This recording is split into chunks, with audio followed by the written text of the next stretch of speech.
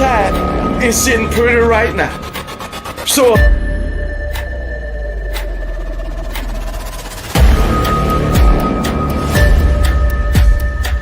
you should be embarrassed. You should be ashamed of yourself.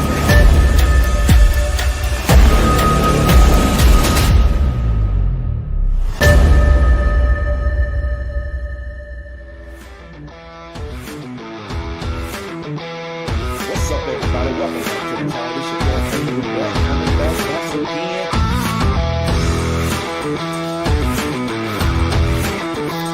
Talk about Myer, Alabama. Present time to celebrate concerning Myer, Alabama.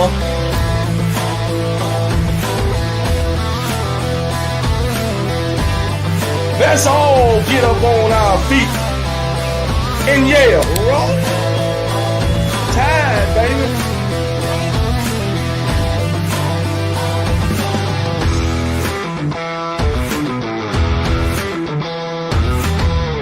Nobody beat my Alabama Crimson Tide. My at the break song. That's the way I say it.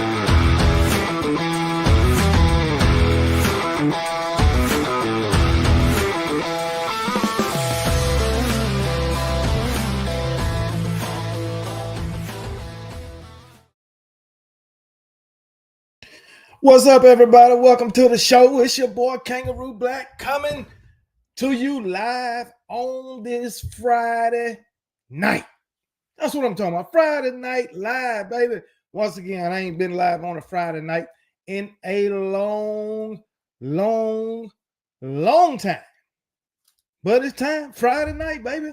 Let's get it popping. I hope everybody had a great week this week, man. I hope you didn't work too hard, man. And guess what? It's the weekend, baby. It's the weekend. Enjoy your weekend and live it up. That's all I can tell you. Live it up. Yes, sir. Yes, sir. And guess what? Have fun. But don't have too much fun. Business comes before pleasure. Make sure you tend to your business first before you want to go out and live it up and party it up. That's what I'm talking about. I see you, piano man. I see you, baby. Yes, sir. Yes, sir. Oh, I hit you back. I hit you back on your email, piano man. I got it too late. I didn't get your email till like 12 midnight. But guess what? The next time you go live, I need you to hit me up a day prior. Okay? A day prior. Just let me know when the next time you going live. And KB will be there. Okay, we'll be there. KB will be there. Hopefully, now next, I believe I'll be leaving next Friday. All right, I'll be gone till about what's next Friday? The 20 what? I don't know what next Friday is, but I'll be going somewhere next Friday. I think next Friday is the 16th, but I'll be going somewhere next Friday. I won't be back till like the 22nd. So, but just let me know. Hopefully we can do something next week. But anyway, I hope everybody had a great week, man. I enjoyed my week, even though I ain't do too much. You know what I'm saying? I'm just chilling, man. But let me tell y'all, man. I got some news today, man.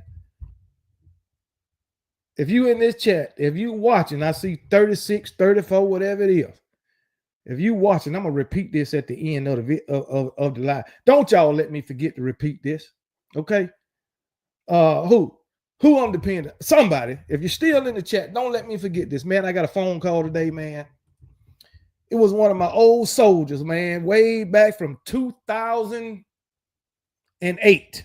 Yeah, 2008. One of my old soldiers, man. I done talk to him from time to time, man, and he about,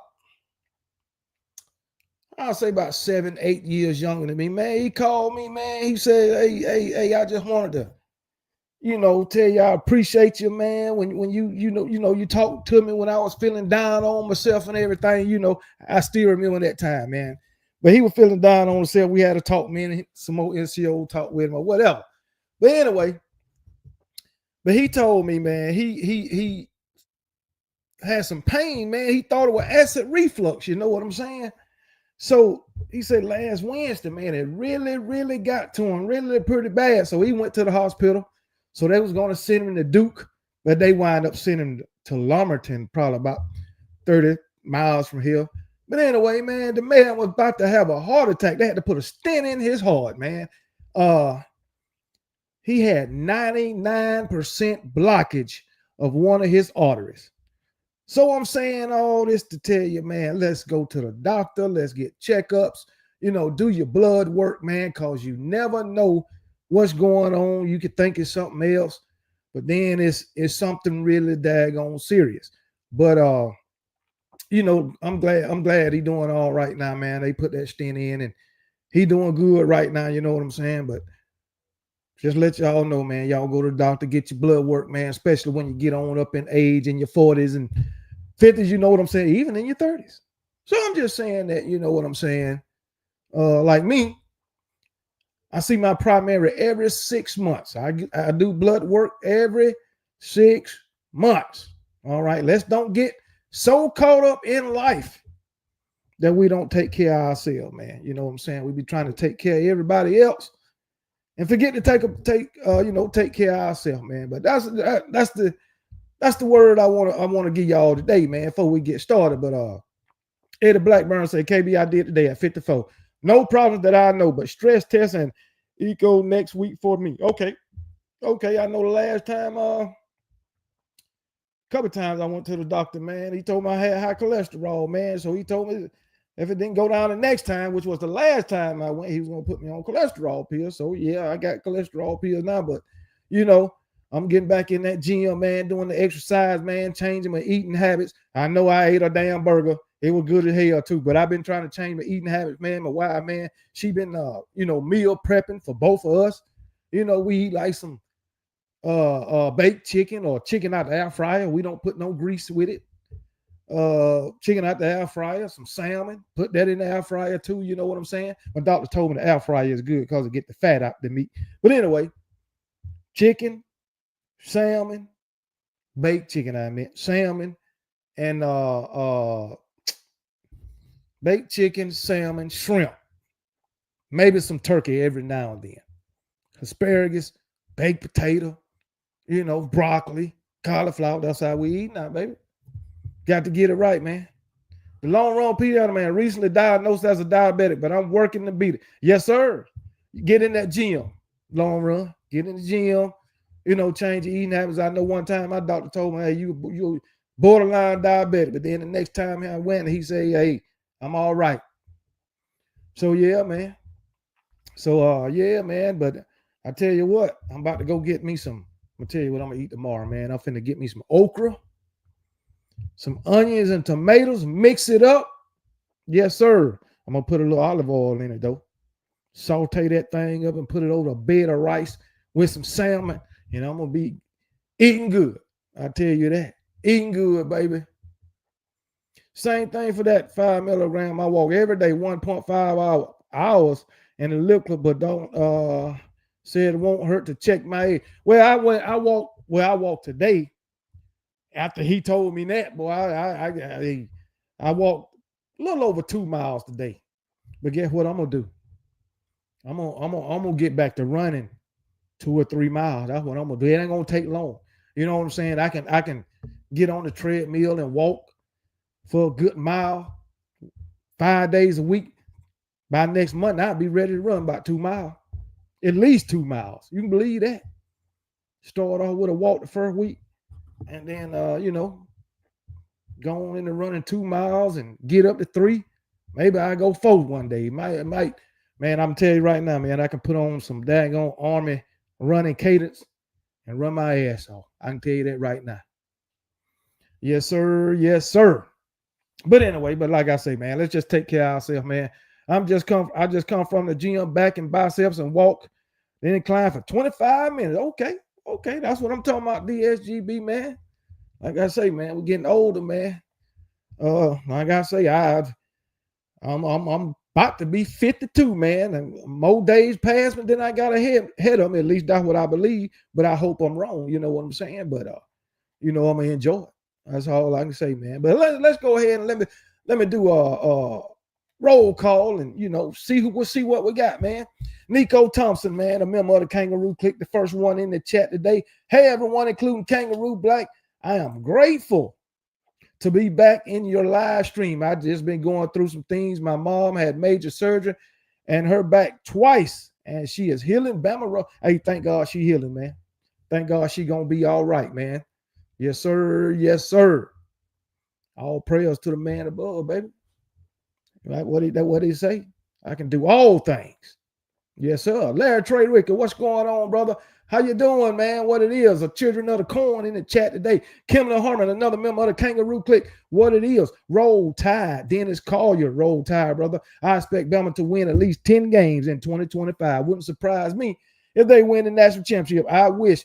Have another great show, KB. Have a great night, Bama family. We will do that, and we will have a great show. And guess what? I don't have no doubt that my Alabama Crimson Tide can win the national championship also. No doubt. Jackson Smith, what it is, brother. Another member of the Kangaroo Click. What it is. Stephen Hicks, once again, a member of the Kangaroo Click. What it is. Eddie Blackburn, that's my boy. What it is, baby. Eddie Blackburn, y'all remember he's a South Carolina fan. Eddie Blackburn, your South Carolina Gamecocks put my Alabama Crimson Tide softball team out the SEC tournament, man. But it's all good, man. It'll be all right. Johnny can't win them all. Johnny Bootlegger, what's going on, man? Let's all watch Georgia beat Bama to sleep live in baseball, man. Now, I'm going to let you have that one. I'm going to just go on and talk my junk tonight and, hey, call it tonight. Easton, another member of the Kangaroo Click. Roll Tide, brother. Can't wait until the live. Go live. Rock on, KB. Yes, it is. Yes, it is. Who else? Who else we got? And otherwise known as Double A. What's going on, and Roll Tide? Another, let's see who else. And another member of the Kangaroo Click. DSGB 84. Once again, go Dogs. What's up, everybody? Hope everybody having a wonderful Friday. We gonna end it. We gonna end it with a bang, man. The long run with Piano Man, my boy. What's going on, brother? What it is? Who else we got? Who else? Come on, Susan Thomas in the building. Roll Tide, Susan. Roll Tide all day, every day. If I miss somebody, man, I don't mean to miss you.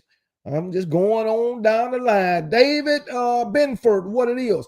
Roll damn Tide. Truthful Jones in the building. Hello, KB and my Alabama family. Roll Tide, roll. Nicholas Thompson, what it is, man. What's up?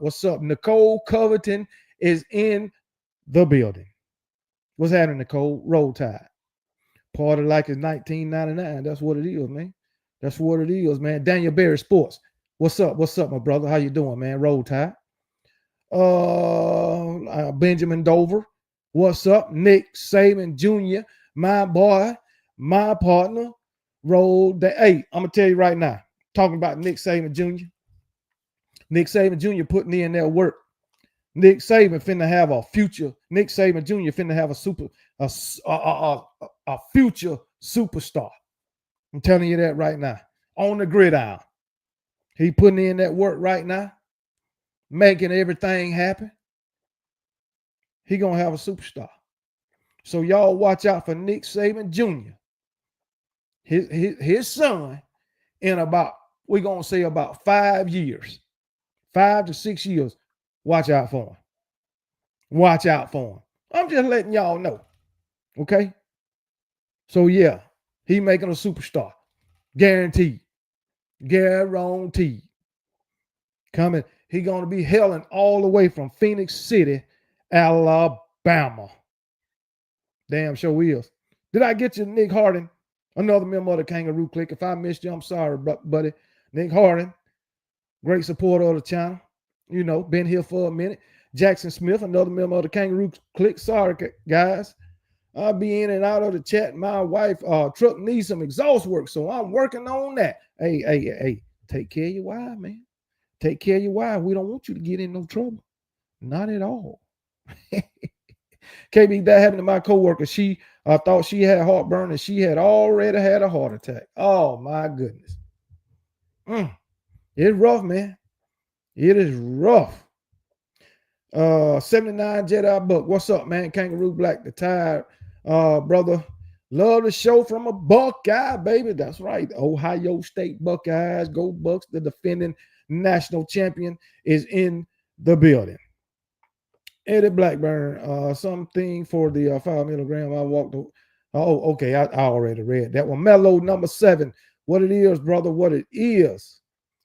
79 Steel Matt. What's going on? What it is, man? Stephen Hicks. 3 stints for me. It's not fun. Oh my goodness. Tyler Kirchley. What's up? Roll Tide, man. Love me some burgers and salmon. Man, I got to lay off the burger, man.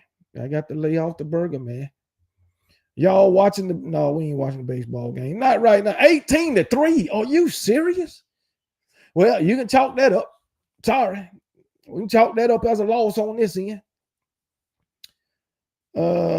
Jackson Smith, KB, I got a little gym in my garage. I'm no bodybuilder, but I try to stay in shape. Want to see my kids grow up. I know that's the truth. Man. I done seen my kids grow up, man. My youngest one is 19. He'll be 20 December 26, man. It's a blessing to see all your kids grow up. My oldest kid, man, 30 years old. 30. Ain't that something?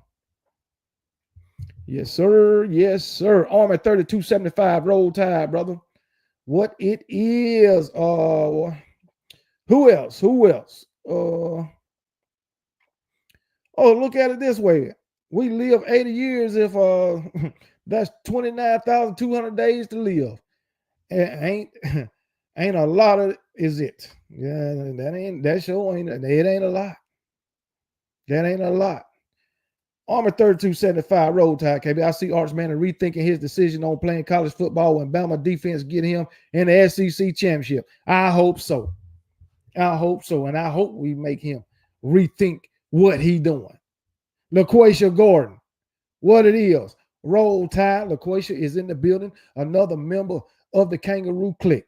And if you ain't a member of the Kangaroo Clique, go to the homepage. Make sure you hit that membership button. Follow the instruction so you can become a member of the Kangaroo Clique where all the cool kids hang, baby. David Moore, what it is, man. Appreciate the love, brother. Appreciate the love. Jared Spooner, what's up? What's going on? Lisa Sims, what it is. Another Buckeye fan in the building. Mellow with the 2-piece. Appreciate it, man. From a Buckeye fan, that's what it is. I say it again, go Bucks. Defending national champions. But I'm wishing bad on you once the season starts. That's all I can tell you. Oh my goodness. Yes, sir. Armor 3275 with the 2-piece. Georgia still suck. Roll Tide and do. You damn right they suck. Yeah, they suck, man. And I know they suck. And I know they're going to suck in 2025. They don't know it. Man, I was listening to Dean on Dog Post. Him and Big Dog Brett did a damn they did a show together, man. Dean said Georgia's a better team than Alabama. Basically coming into the 2025 season. When they was talking about, that he think Georgia should win that game. It's not on the road. And he think Georgia's just a better team. I don't know how he think that, but that's his team. And I guess that's what he's supposed to think. But looking at everything they lost, I just don't see it. But anyway, I digress. Brian Thomas, another member of the Kangaroo Clique. Roll damn Tide, brother. Who else? What is that name? Renato Narcissus. I guess that's your name. Roll Tide. If I jacked it up, I'm so sorry.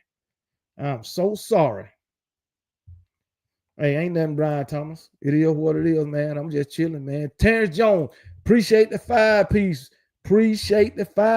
Baby. Roll Tide. Roll. All right. Terrence Jones, a Longhorns fan. That's what I'm talking about, baby. Go Dogs in the building. Yeah, you going. Dr. Crystal is in the building. She made it. She's in the building live. and in full effect. 79 still Matt. What it is, brother? Roll Tide, man. Roll Tide. Who else we got? I'm almost done with the roll call. Demetrius Smith. What's going on? Roll Tide. All day, every day. Terrence Jones say, Orange Man and rethinking what? At the end of the day, I'm glad Nico is he's greedy. Well, yeah, he damn sure greedy. I don't know if it's more about him or his daddy. Maxine Corner in the building, another member of the Kangaroo clique. Roll Tide, Lisa Sims. What it is, we want to play who is we? We gonna play him. And we're gonna tap that ass once a damn again. You can believe that. Armin 3275. Poor guy must have bumped his head thinking, yeah, he damn sure done bumped his head hard as hell.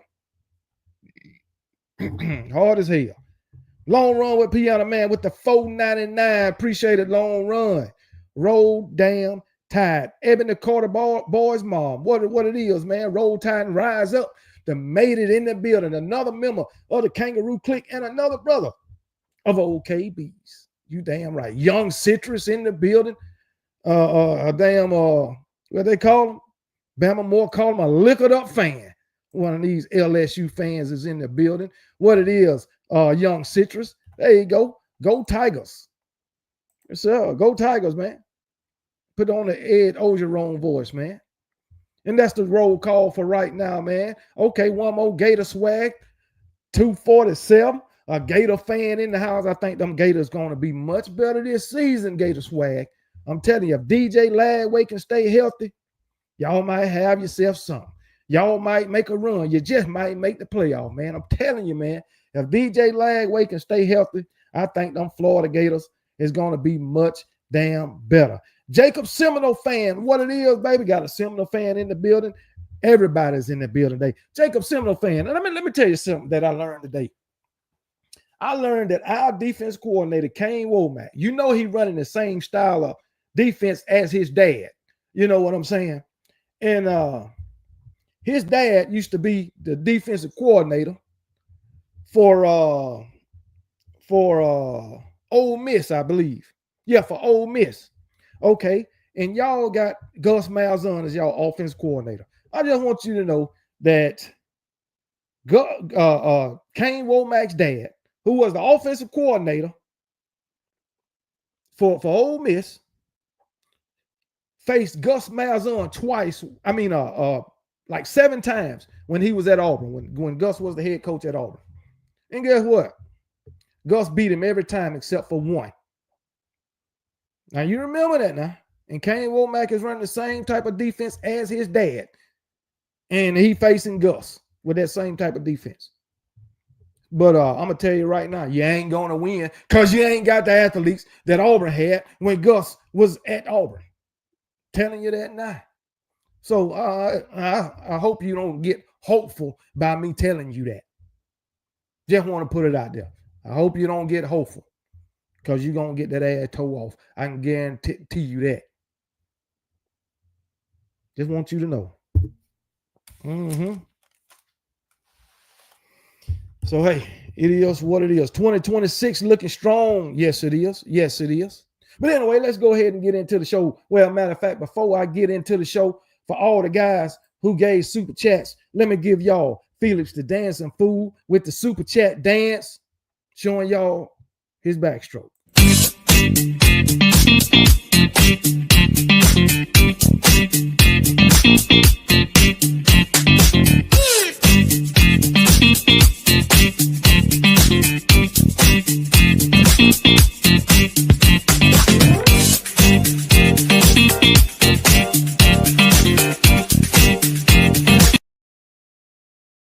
All right, Felix the Dancing Fool with the super chat dance for everybody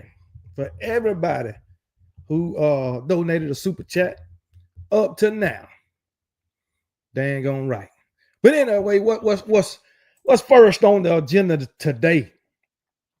We got 4 SEC teams. They got some questions after the spring. Okay, postseason questions. One of them is Ole Miss. One of them is my Alabama Crimson Tide. One of them is them UGA Bulldogs. I believe the other one. Who is the other one? Let me see. I believe is it Texas? It's one of them. I know one of them is Ole Miss.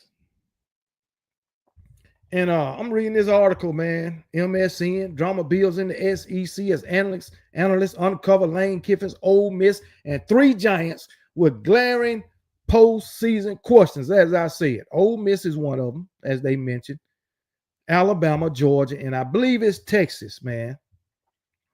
But here's what they say about Ole Miss. For Ole Miss, the warning lights are flashing at the line of scrimmage. This is what Steve Lasson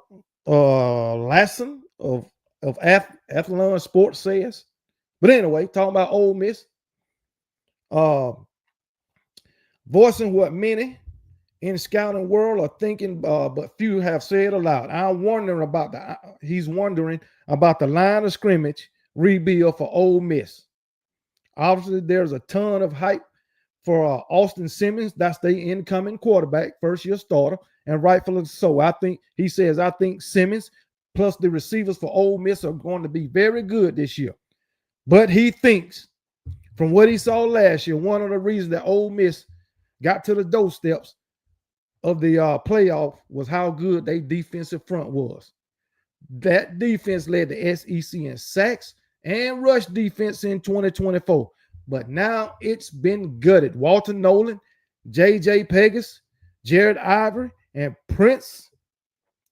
I don't know how to pronounce this guy's middle name.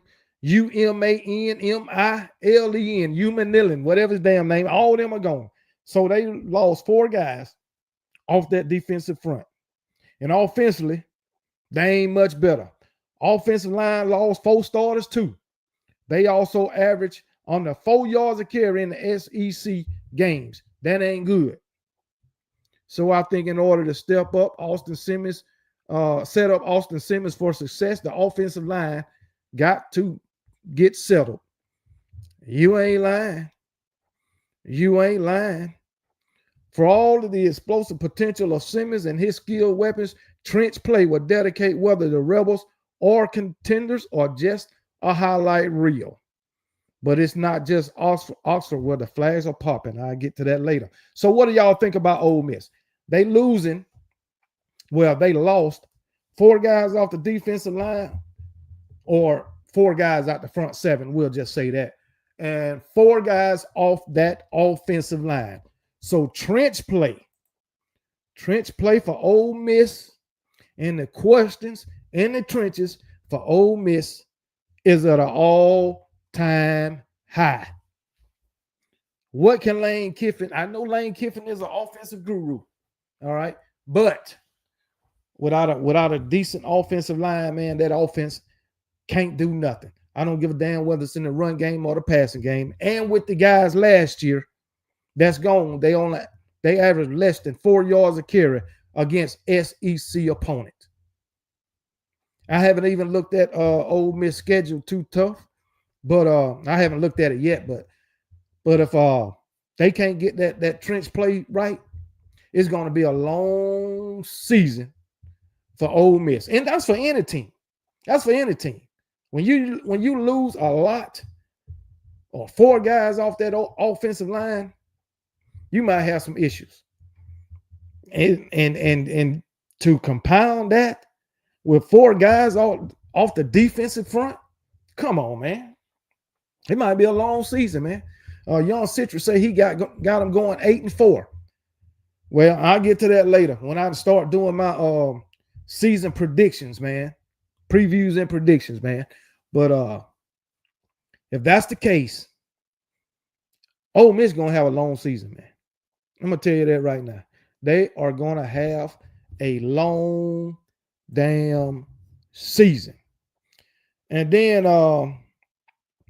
they talked about Texas. In Austin, the long-term fate of Arch Manning was dragged into the spotlight when Texas added seasoned quarterback Matthew Caldwell from Troy. You know, I just want y'all to know Troy is my hometown. Troy University Trojans. Damn right. but I don't follow them like that. I love my Alabama Crimson Tide.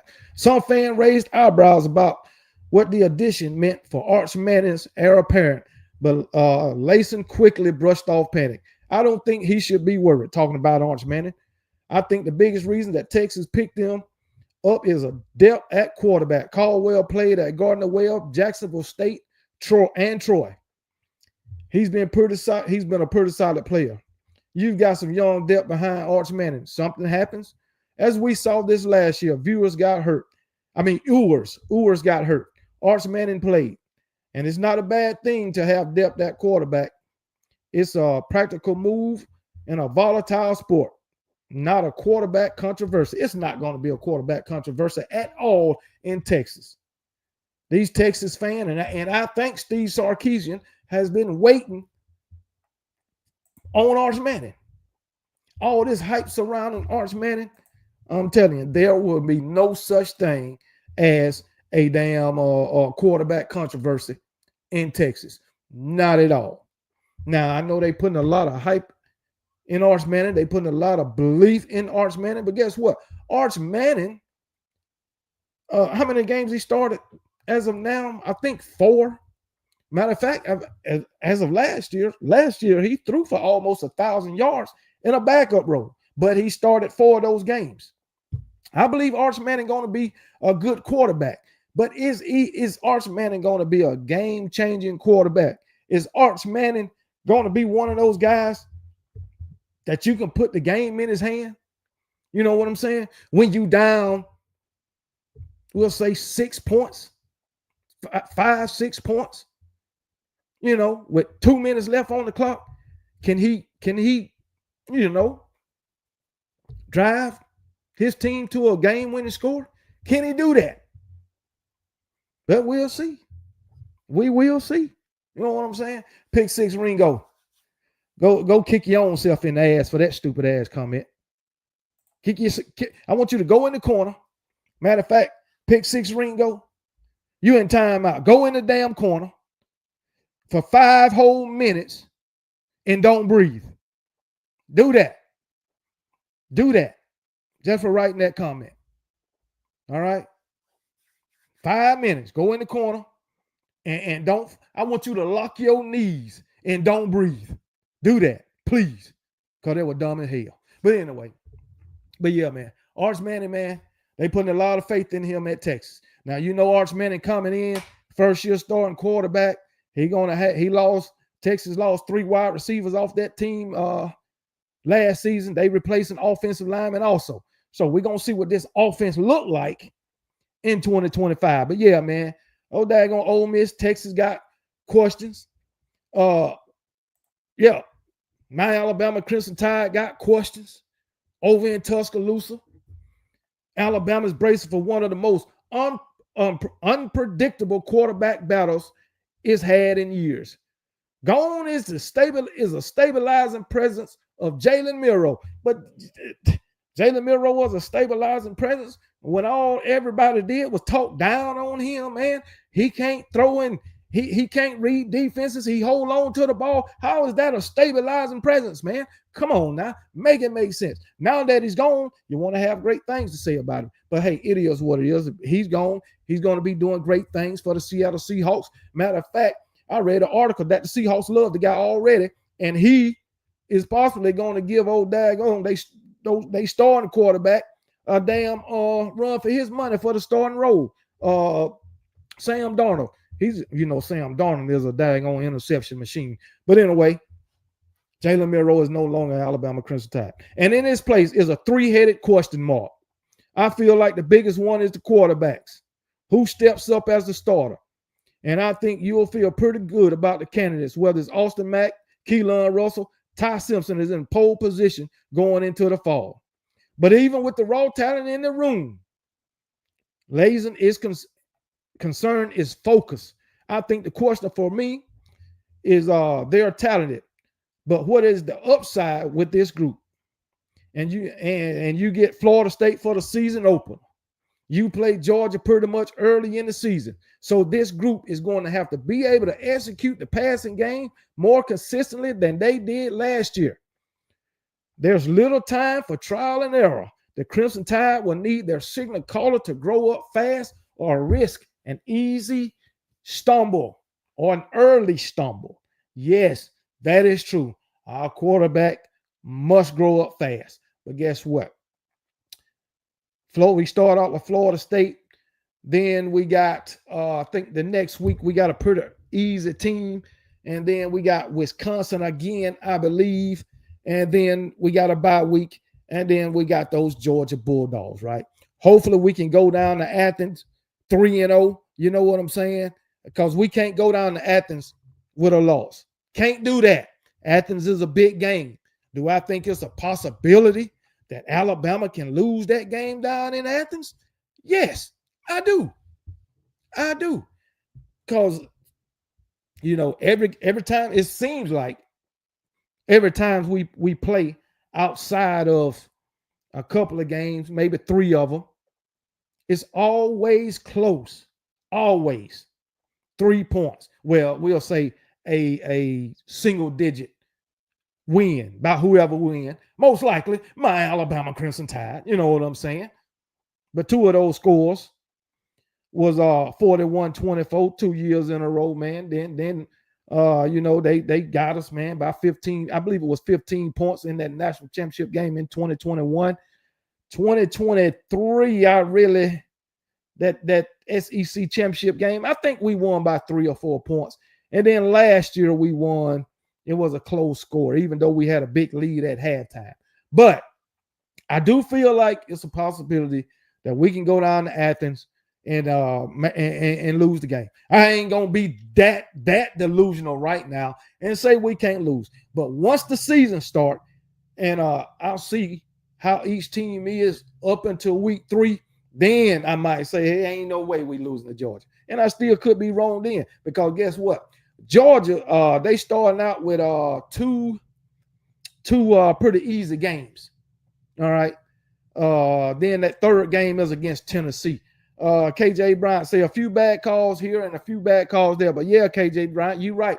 But guess what? Those bad calls go both ways. That's all I know. Bad calls go both ways. We all know that. Pick 6 Ringo, you can come out the corner now. Oh man, SEC dog, this idiot. Alabama owns Georgia. That's a fact. We lose in Athens to them this year, but we'll beat teams like Vanderbilt and Oklahoma.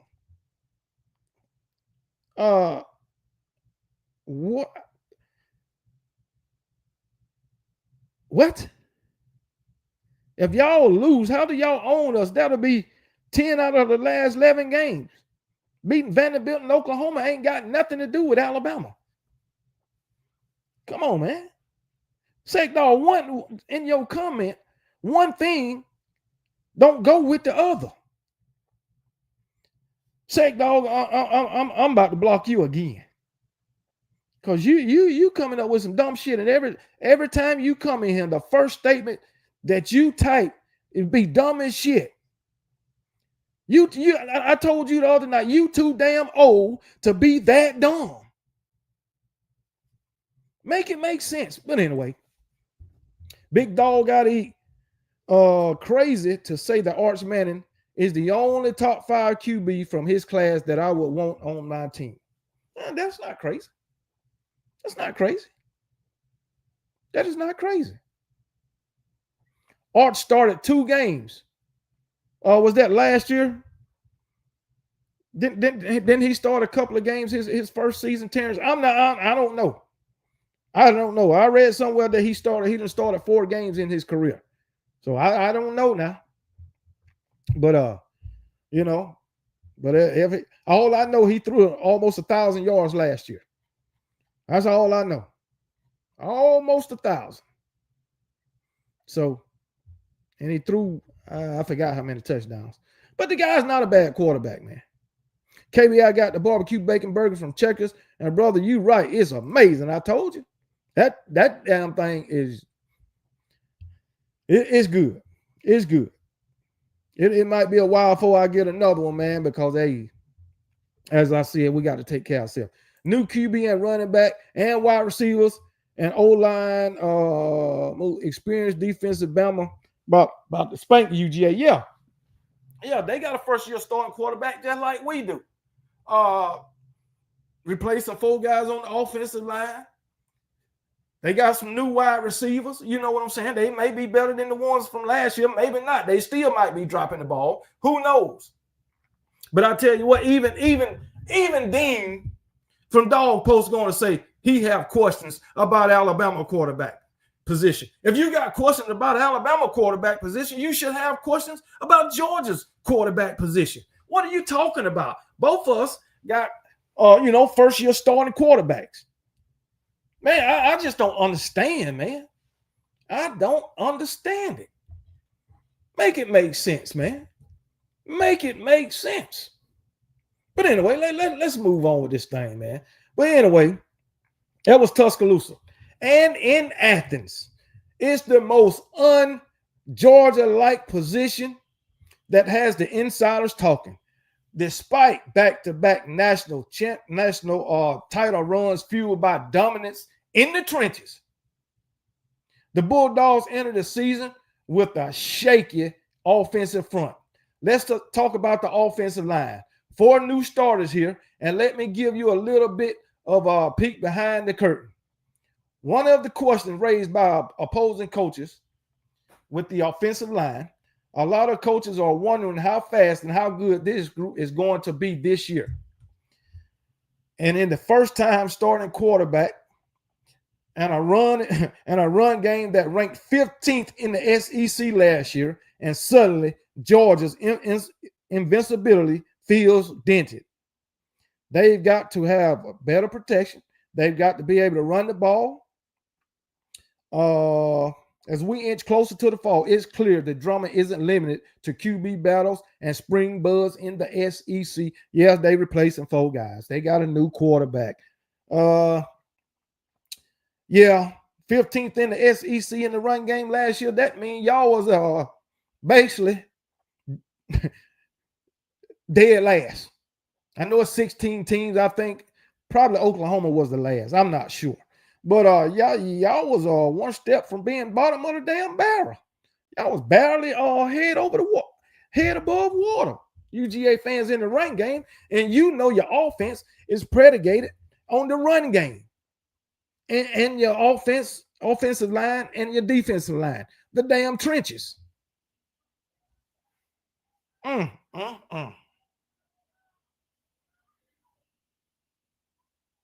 Who in the hell is out the side screaming? Probably them damn kids next door. But yeah, Caleb Ringo lost to Vanderbilt, I believe. I don't know. No, Caleb Ringo didn't lost to Vanderbilt because they lost to that last time Georgia lost to Vanderbilt was 2016. So Caleb Ringo won there. You talking to Pick 6 Ringo? Yeah, Pick 6 Ringo lost to Vanderbilt. He lost to Vanderbilt. He lost to South Carolina. Who else he lost to that season? Tennessee, Georgia Tech. But hey, it is what it is, man. Pavia is a good QB. Pavia didn't only beat Alabama. Pavia beat Auburn when he was at New Mexico State. Yeah. And Texas only beat them by 3 points. What did don't bother with him, Caleb Taylor. It's only because Vanderbilt beat Alabama. Man. Yeah, it's a sec dog. You're right. New year, new season. But guess what? Y'all seem to say that every season when it comes to playing Alabama. New year, new season. Guess what? Same damn result. At least when it comes to Alabama. Hey, appreciate you coming in, Jacob Seminole fan. But as like we say, man. Everybody, Mr. Big Van, there with Pick 6 sounds like a baby back. Bitch. What'd you say? Bitch. But anyway, I think as far as the SEC, especially if you got a first-year starting quarterback, you got questions, man. Come on, man. You got questions. And then you got a first-year quarterback. You replacing damn near the whole offensive line wide receivers. You got questions all over the offense. Okay, so let's not act like Georgia fans that y'all don't have questions about y'all team, okay? Alabama fans, we got questions about our team. All right. So yeah, have especially for me, the offensive line, being that our offensive line have been subpar since 2021. So that's a worry of mine for my Alabama Crimson Tide.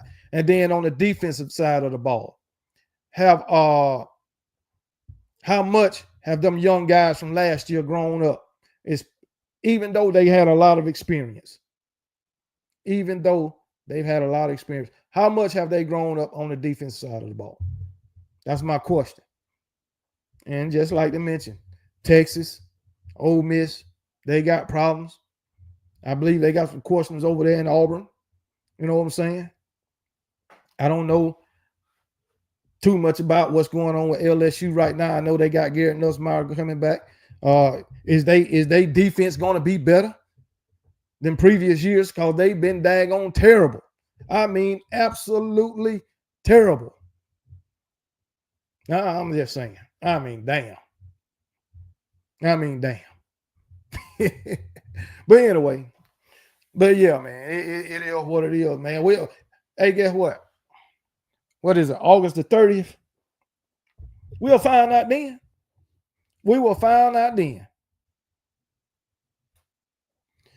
What do you say, Sec Dog? My point is DeBoer may have his quarterback with this guy, whoever he is. Y'all defense will be a problem. I hope so. I hope it. Hey, Sec Dog, I hope it's a problem for everybody else. I hope it ain't a problem for me. Guess what? I tell you what, goddamn it. I tell you what. If Alabama come out and daggone disappoint me, I'm suing the University of Alabama, Kalen DeBoer, for emotional distress. How you love that? I'm suing for emotional distress because I can't take it no more. I'm trying to take care of myself. And if they do what they did last year, they're going to emotionally drain me. Might put me in the damn hospital. So I'm going to sue for emotional distress. And just like the other guy, I want a damn apology. Shit. I'm suing. Hell yeah. Why shouldn't I? If he can do it, I can do it. Young Citrus, I mean, we added some pieces through the portal, and AJ Halsey and the DB we got from NC State. Hey, y'all got some pieces last year through the portal, and your still was terrible. Still.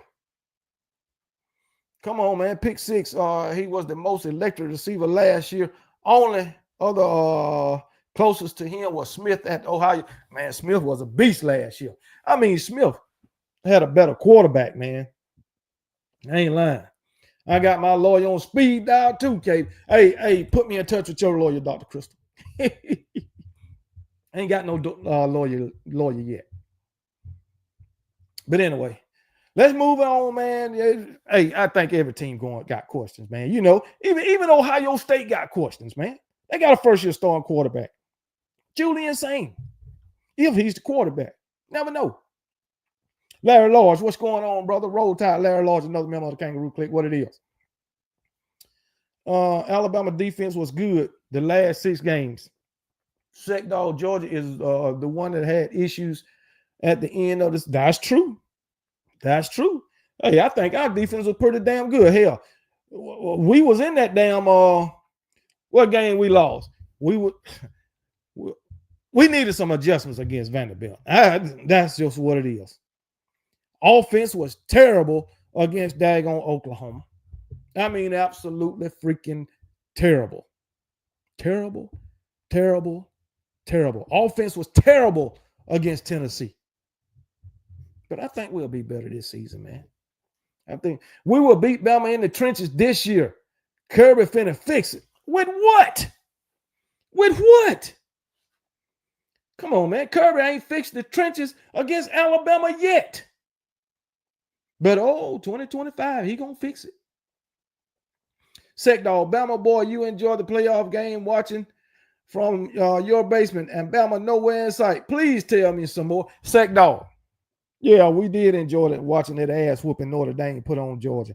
Tap danced the hell out of them. Tap danced all over them fools. And guess what? KB enjoyed the hell out of it. I enjoyed it. I bet you didn't.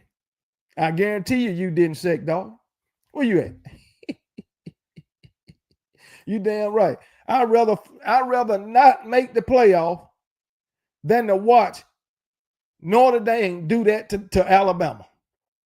You know, and Sec Dog, I can guarantee you, when you was looking at that game, I guarantee you said, man, we shouldn't even be there. I guarantee you said it. Tell me I'm lying. No, I'm not. No, I am not. Y'all went up there and just got plain embarrassed. That's what you did. So, I mean, you just made the SEC look bad. That's what you did. You made the SEC look bad. But hey, it is what it is. But let's move on, man. Next. What's next on the agenda? What's next on the agenda? Alabama best and worst case scenario for 2025. Oh, Lord. Oh, Lord.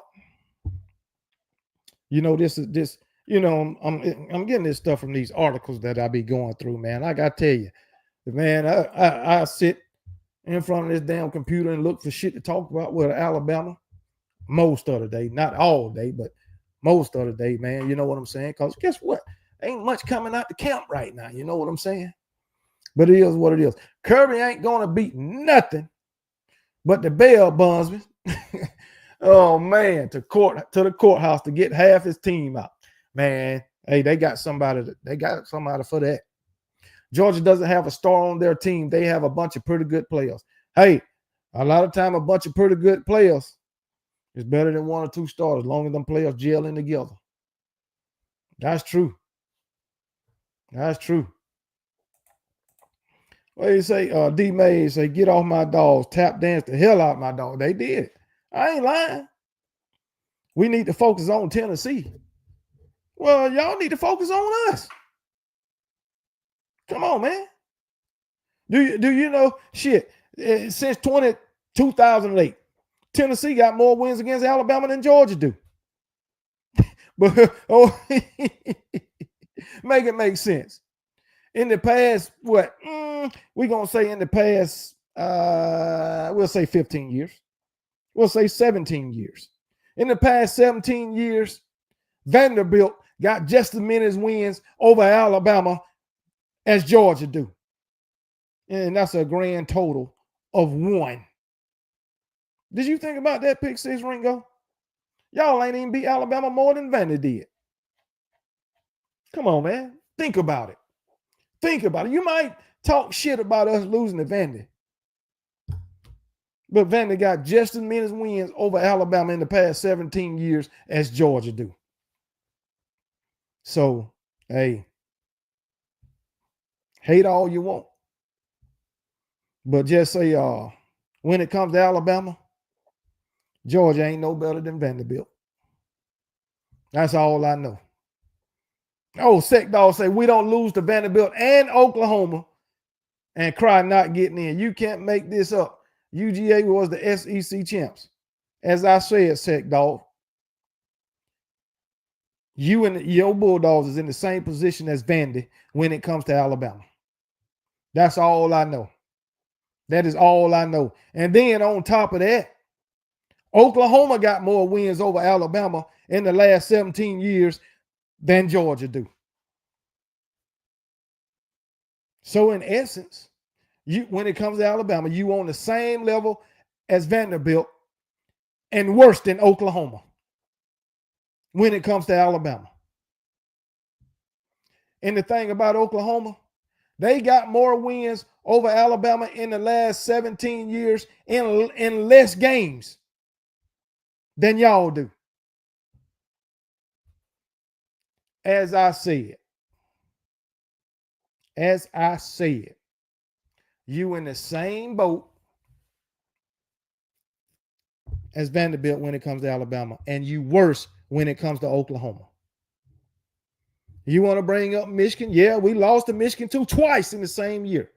Twice in the same year. Sure do. But guess what? When it comes to Alabama, Georgia is worse than Michigan too. So, I mean, come on, man. Come on, man. Make it make sense, man. Come on, man. Hold on now. True, KB, how many times was that said about Alabama under Saban? They won the Natty several times after off-season BS. Like, what? What are you talking about? What are you talking about, guy? I ain't giving you no more fucking... Anyway. But let's move on, man. Let's move on, man. Let's get this clown off the screen, man. Alabama's worst case scenario for the 2025 season. If you want to find this article, it's on Bama Hammer. Shout out to Bama Hammer.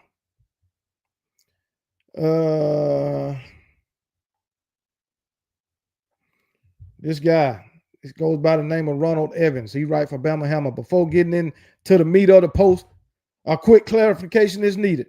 I'm bullish on the 2025 Alabama team. I can envision a worst case, but I expect the Crimson Tide to improve significantly and clearly be a playoff team. I do too. Whether or not Alabama plays in Atlanta December 6th, we'll be in Atlanta December 6th, and we'll win in Atlanta December 6th. After removing the crimson tinted glasses, I can see why others have doubts. There are no proven quarterback. If Ty Simpson comes up short of good enough to lead the offense on a championship run, Alabama could lose games while Keelan Russell or Austin Mack gains starter experience. More peril could come from a lack of experience depth on the offensive line. Hold on now. Oh, experience depth, because we got experience on that offensive line. We definitely got that. Because who we got coming back? We got left tackle Caden Proctor coming back. We got center Parker Brailsford coming back. And we got right guard Jaden Roberts coming back. So we got quality guys, starters from last season on the offensive line. All right, we're going to have two new starters on the offensive line. At left tackle, I believe that'll be Wilkin Formerly, and at right guard, which I think it'll be Gino Van Der Mark. That's just me. Anyway, since no injury is predictable, the worst case scenario does not include what if injuries, schedules. However, that cannot be ignored. The Crimson Tide does not have the most difficult schedule among the SEC. That distinction might go to Mississippi State or Arkansas. The Florida Gators have another difficult schedule. Using projected 2025 SP rankings, ESPN has Oklahoma with the most difficult schedule in college football. What? ESPN gives the Crimson Tide the SEC's 10th difficult schedule and number 11 overall, ranked as tougher than Bama, along with Oklahoma or Florida, Arkansas, Vanderbilt, Mississippi State, South Carolina, Kentucky, LSU, and Texas A&M. Shit, what's yours rank? Anyway, Thutac of College Football News ranked Alabama's schedule as the SEC's fourth most difficult schedule.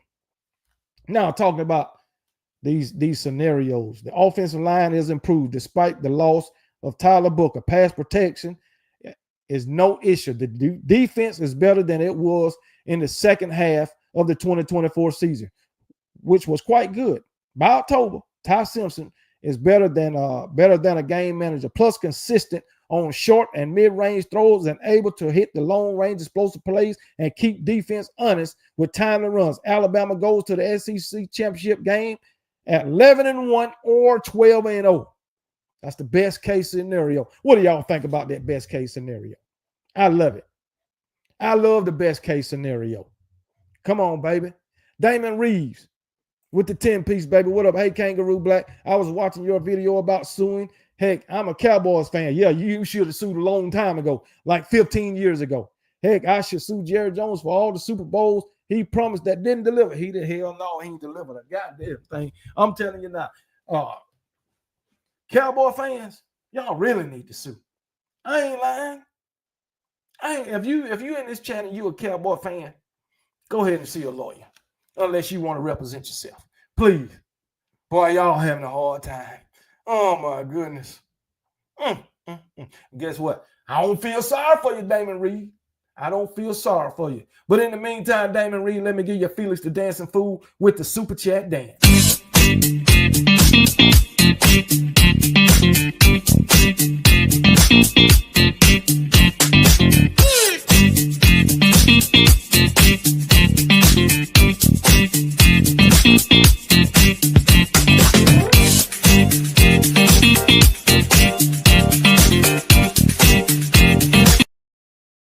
All right, Felix the Dancing Fool for the 10-piece for Damon Reeves.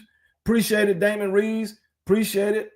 Appreciate it. But what y'all think about the best case scenario that Alabama could go to the SEC championship and win it in 2025? Ty Simpson. Hey, hopefully Ty Simpson can mess around and be a daggone Heisman Trophy candidate. That's what I'm hoping. You know what I'm saying? But if not, I just want him, to come in and be productive for us. The long run say the best case scenario sounds sweet to my ear. It damn sure sounds sweet to me, Piano Man. Really sounds sweet to me. Yes, sir. Bama boy Kirby so down, he's SEC champion. What kind of crack you smoking tonight, man? Well, sick dog. We just giving y'all the same energy that y'all gave us when we won the SEC championship in 2023. You see what I'm saying? Y'all give us flack for winning the SEC championship, and we beat y'all for the SEC championship, and y'all still gave us flack. Come on, man. Stop it. Y'all want to give it, but you don't want to take it. That's all I'm saying. You want to give it, but you don't want to take it. Larry Law say 13-0 going into the playoff. I agree with that too. I agree with that. Now, I'm going to tell you right now, if Alabama go to this damn playoff and wind up in the national championship game, win or lose, y'all better not say nothing. You better not say nothing. Nothing. And especially if we beat you too, don't go 0-2 against Coach Kalen DeBoer. Don't do that. Don't go 0-2. Kirby better not go 0-2 against Coach Kalen DeBoer. Come on, man. Come on, man. No, you didn't beat Vanderbilt or Oklahoma last year. You didn't play them. What are you talking about? Look at this dummy. You didn't play Oklahoma last year. You didn't play Vanderbilt. The last time you had Oklahoma on your schedule set, dog, you ran from them. Kirby ran to the SEC and had them taken off the schedule. You shouldn't even say Oklahoma. Stop with the nonsense, guy. No, but we beat teams like Vanderbilt. You did not beat Oklahoma or Vanderbilt because you didn't play them. How you don't know your own schedule? Tell me that. How you don't? You supposed to be this diehard Georgia fan, set dog. How you don't know your own schedule? How you don't know who you played leading up to your SEC championship win? But you supposed to be a diehard Georgia fan. Come on, man. You just on here going with the flow. That's all you doing as a Georgia fan. When they winning, you talking shit. But when they losing, you quiet as hell. You in hiding. Come on, man. Because guess what? You ain't never on here after Alabama tapped that ass. Never. Never. You was on here the 2021 season, 2022 season, 2023, you disappeared. 2024, you disappeared. Until you won the SEC championship. You showed up, set dog. You a sometiming fan. That's what you are. A sometiming fan. I'm not trying to lose defending. I mean, I'm not trying to defend losing to Vanderbilt, but you came on here and said, but we beat Vanderbilt in Oklahoma. How did you beat them when you didn't play them? Know your schedule, guy. All you got to do is go look at it. Just pull it up. UGA 2024 season. Before you say dumb shit. That's all you got to do. Pull it up. Freaking sometime in fan. You don't even, you can't, man, get out my chat. Get out my chat. Get out. Before 2021 win, I'm talking only to Sec Dog. Please answer this question in at least 10 seconds. Before 2021, when was the last time that Georgia beat Alabama? Before 2021, can you answer that, Sec Dog? Probably not. Because you don't know unless you go look it up. You don't know. And that's a damn shame. Because you supposed to be a diehard Georgia fan. But I see now you're not. Your 10 seconds is up. It was 2008. Or 2008, I believe. No, 2008. What there was a blackout and we beat that ass. So it was 2006 or 7. One of them. 2006 or 7. But of course you didn't know. You didn't know. I believe it was Nick Saban's first year.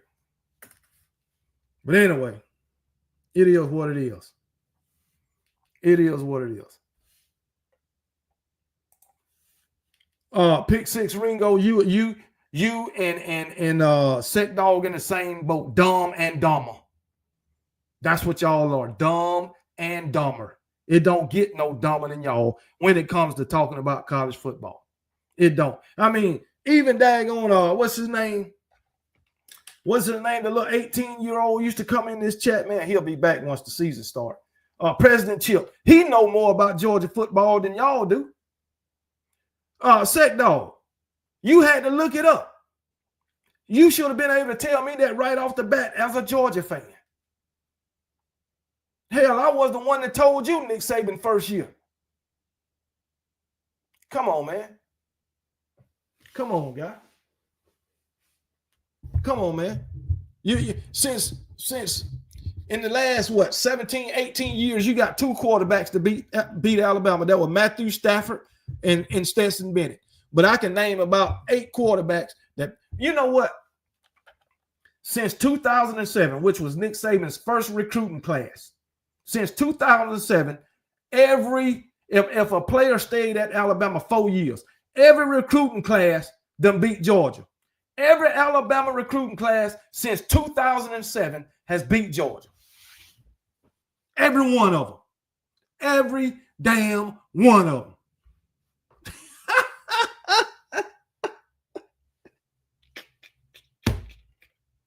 That is a damn shame.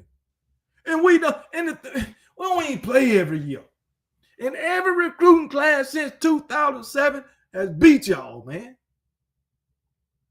Oh, dang, man. But y'all want to sit here and try to bring up an argument. That was 2007 Sec Dog, his first year. But anyway, yeah, best case scenario, Alabama going to the SEC championship and win it. And the worst case scenario, except for a better defense, nothing else is the best case scenario happens. Nothing else in the best case scenario happens. Saturday in October, Keelan Russell goes into frequent rotation with Simpson.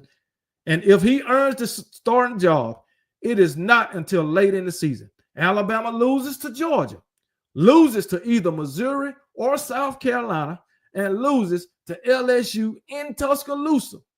The Crimson Tide finished the regular season at 9-3 and does not play in the SEC championship game.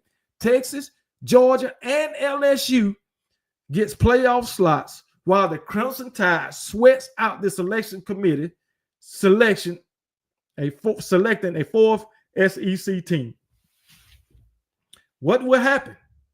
A too early guess in the Crimson Tide finishes the regular season 11-0 or 10-2.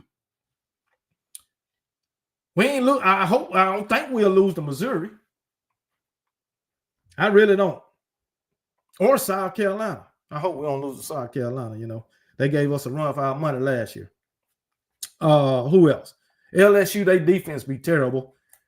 We'll see how that is. Georgia, I think that game is up in there. I'll be honest. You know what I'm saying? But hey, that's the worst case scenario. 9-3 once again. Come on, man. 9-3. Try hoping and wishing again, but I don't think they're gonna let no three-loss team in there. I mean, that's just me. That's just me. Oh, listen to this guy. Y'all definitely not gonna make it with Ty. How you know, Charles, huh? How do you know? How do y'all talk now? You want to talk that same shit about Ty Simpson that y'all did with Jalen Milroe, and you couldn't beat Jalen Milroe. So y'all gonna make it with Gunnar Stockton? You seen what Gunnar Stockton was all about? You seen that? You seen what Gunnar Stockton was all about, man? Come on now. Are y'all serious, man? Are y'all serious with Gunnar Stockton?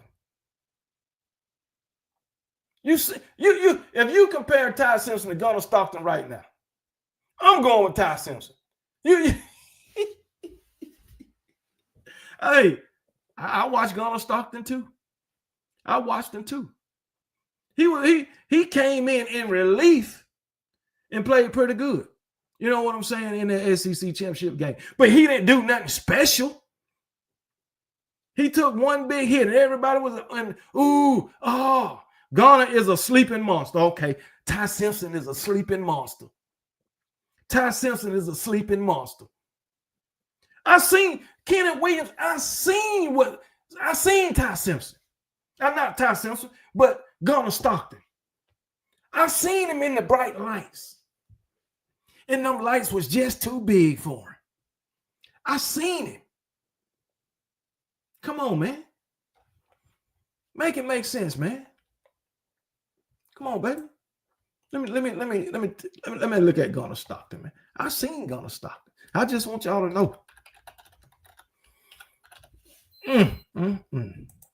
Y'all want to prop up this guy like he's some kind of daggone elite quarterback. Like he's elite. No, he is not. What, he throw 440 yards, 5 games? Which one of those games was against the one he started? But let me see. Oh, there we go. I seen Gunnar Stockton, man. I seen him. You know what I seen Gunnar Stockton do? He threw 1 touchdown. That's what he did against Notre Dame. He got sacked 4 times for a negative 39 yards. That's your quarterback that you got coming back. And you laughed at Jalen Milroe. He threw for 234 yards, though. That's what he did. He threw for 34 yards. But that's what you got in your quarterback. That's the only thing we can go off of. Gunnar carried us through the entire second half. Really? He didn't carry y'all. Come on, man. Gunnar carried y'all through the entire second half. That defense didn't have nothing to do with it, did they? Nothing. Now, defense didn't have nothing to do with it. Because if I recall, after old boy went out, that defense stepped up now. Come on now. Come on now. Well, I tell you what, he carried you to a loss in that playoff game against Notre Dame. I know that he carried you to a straight up ass whooping. Come on, man. That's all I know.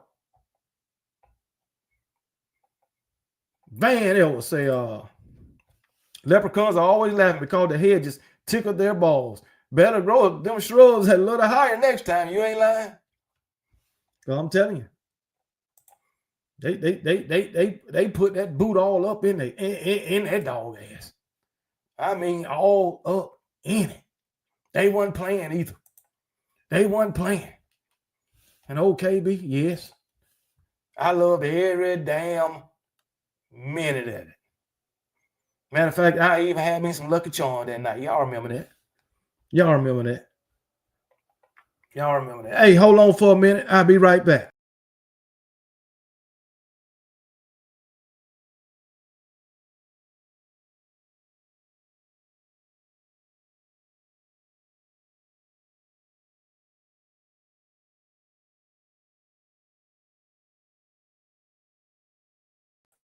Thought I heard somebody calling me, but I guess not. But it's all right. But anyway, keep it on, keep it moving, keep it moving. Let's do this.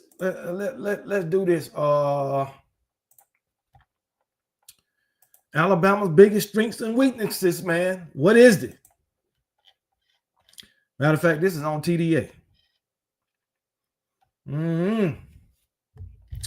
Alabama's strengths and weaknesses.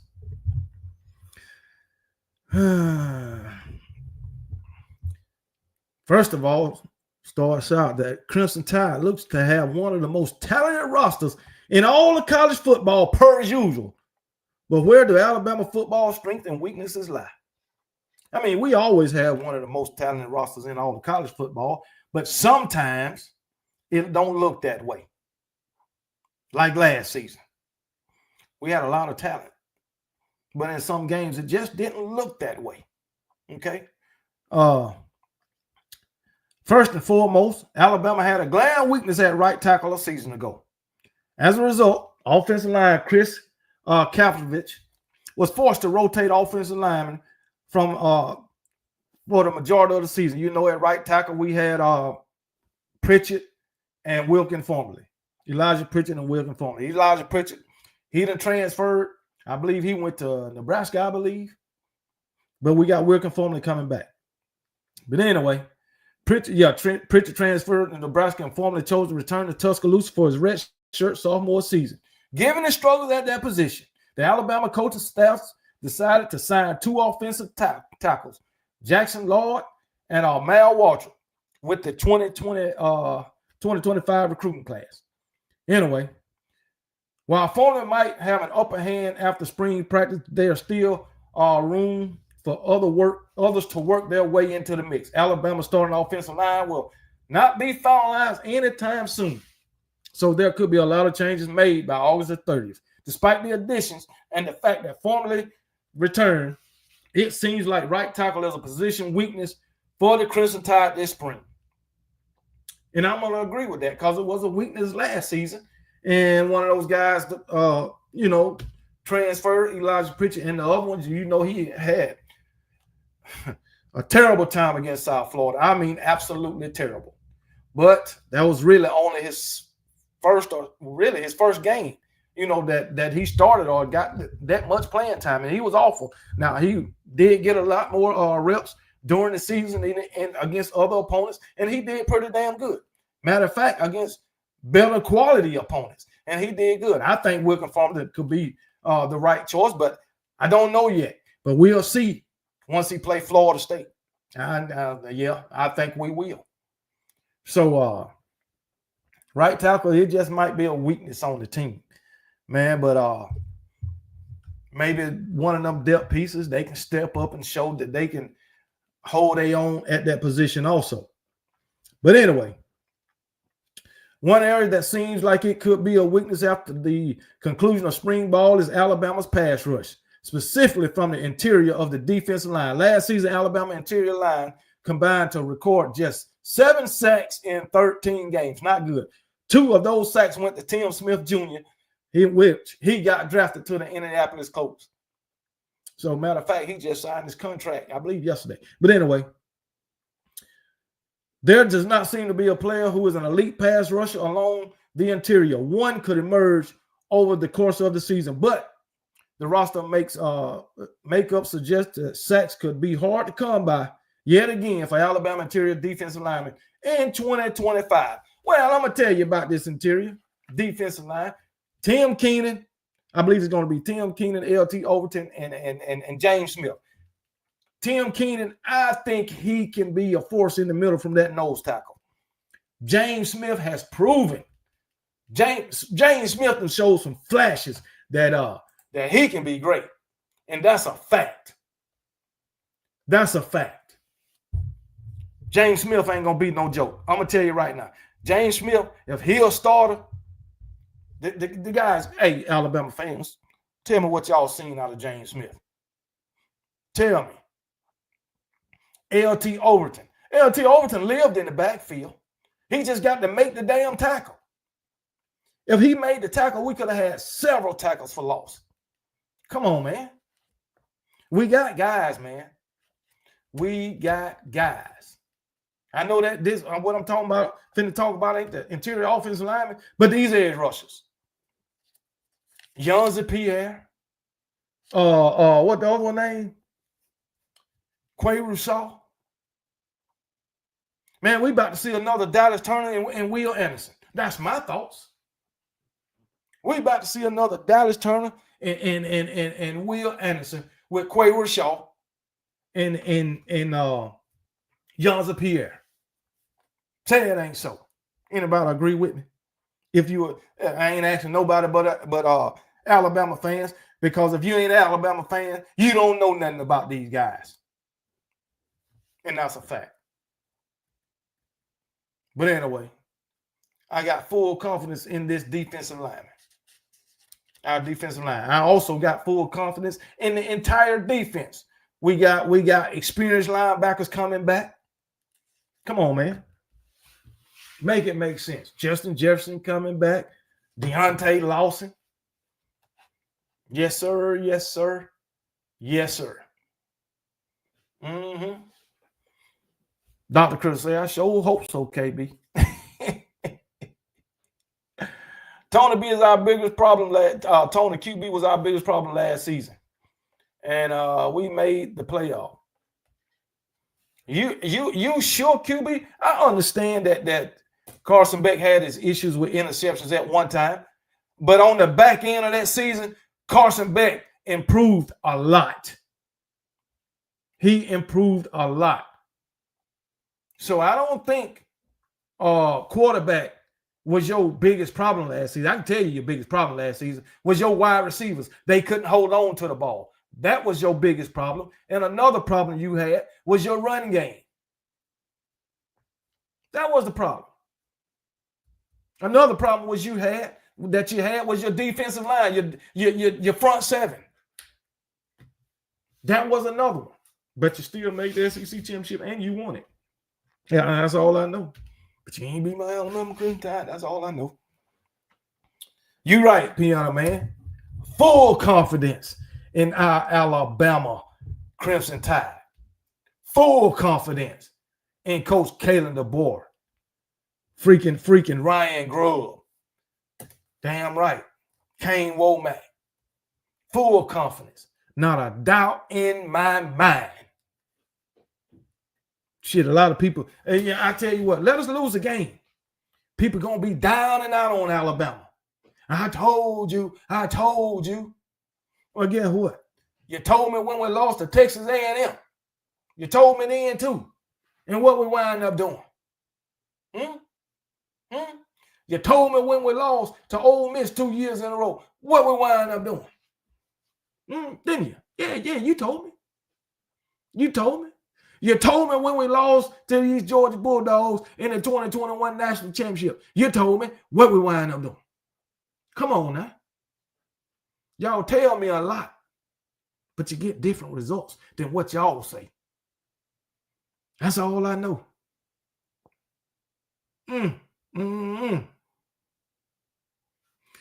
Caleb Taylor, Brian Thomas. Y'all won't get blowed out as much as I like it as a Bama fan, LOL, but I don't see y'all winning in T-Town. But who knows? Good to see the rivalry competitive again. You talking about Tennessee? Yeah. It's a rival once again. You know, they don't want 2 out the last 3. I guess, you know, for Tennessee fan, it's a rival again. They don't want 2 out the last 3, but guess what? OKB, you know I always got to counter for that. You don't want 2 out the last 18. That's what I think. You don't want 2 out the last 18. Say it ain't so. 18, 19, I don't fucking know. So it is what it is, man. It is what it is, man. But yeah, man, I got full confidence in my Alabama Crimson Tide. You can believe that. Anyway, an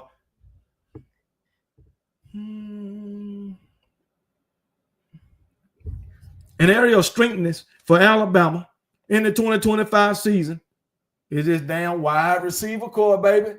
Flying Ryan Hollywood Williams. Say it ain't so. But anyway, the wide receiver core is a strength. During the offseason, Alabama was able to bring back its 2 leading receivers in Ryan Williams and Jeremy Bernard, as well as bringing in Miami transfer Isaiah Horton. Miami fans, they think highly of this guy. In addition, the Crimson Tide offense will return Jalen Hill, Cole Adams from injury, despite the fact that 6 wide receivers entered the transfer portal in the first transfer window. It seems like Alabama is in a much better situation in the spring than they were last year. There is a good blend of size, speed, and playmaking ability in Alabama's wide receiver room. That will likely prove to be critical with the Alabama Crimson Tide breaking in a new quarterback in 2025. The thought of having Williams, Bernard, and Horton to complement Alabama's rushing attack should provide some sort of confidence for the coaching staff. One of the most interesting position groups during the spring was the tight end. 3 of Alabama 4 scholarship tight ends missed time throughout the spring due to injury. It is never good. Anyway, Alabama find a way to get other tight ends, such as a redshirt freshman Jay Lindsey, as well as a walk-on tight end Peter Knudsen and Jay Hobson, more opportunities during the spring. It seemed like the tight end might be an area of weakness, but however, the coaching staff addressed the need for more depth at the position in the last 2 weeks. Alabama signed West Virginia transfer Jack Samarco and Troy transfer Brody Dalton soon after the spring ended. But anyway, I think our tight end is going to be pretty good because you know why? We still got Danny Lewis and Josh Cuevas. And I think they're going to be our 2 starting tight ends. That's just me.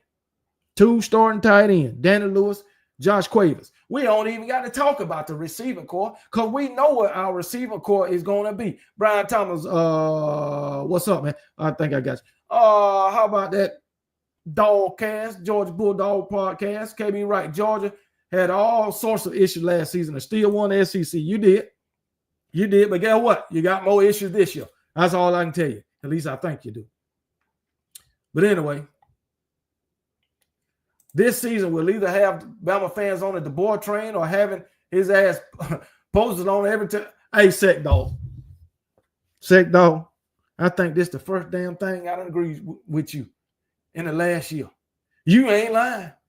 Because either we going to be on the DeBoer train or having his ass posted on every telephone pole and post office in Alabama. You damn sure will. We going to have his ass. We going to be riding around with a picture in our damn back vehicle window to my get your ass out of here if he don't perform. I can tell you that right now. Now that's a fact right there. That is a fact. You better not go 9-3. No. You better not miss the playoff. You can miss that SEC championship game, but you better not miss that playoff. Sick Dog, I agree with you on that. You damn right. Appreciate it, Brian Thomas. One of my favorite channels. I told KB he needs an agent and he can make it big. Has the personality and the attitude to blow up. I appreciate it, man.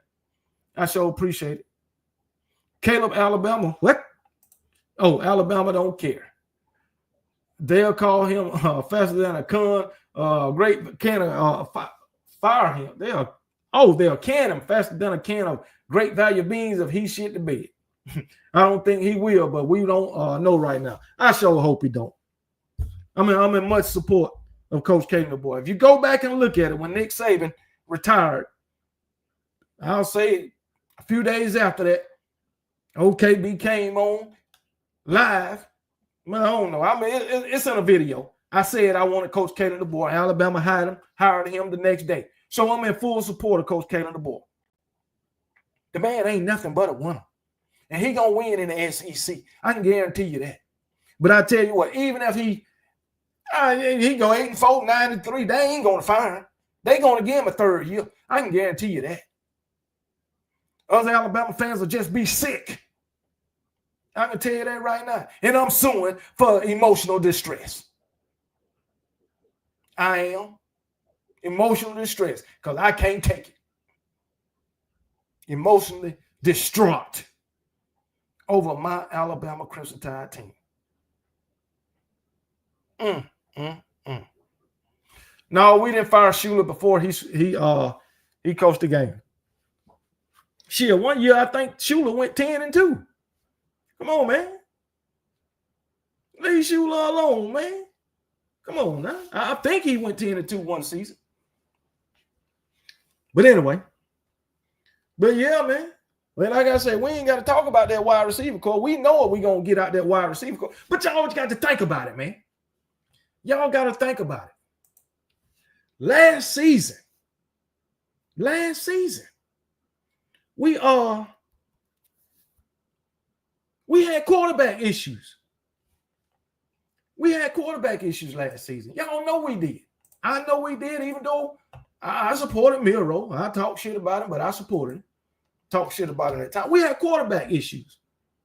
One thing we do know, which I believe, Ty Simpson is a better passer than Jalen Miro. So I think that issue is out the window. Now I am questioning Ty Simpson's decision making at time as far as when he get pressure, throwing the ball into coverage.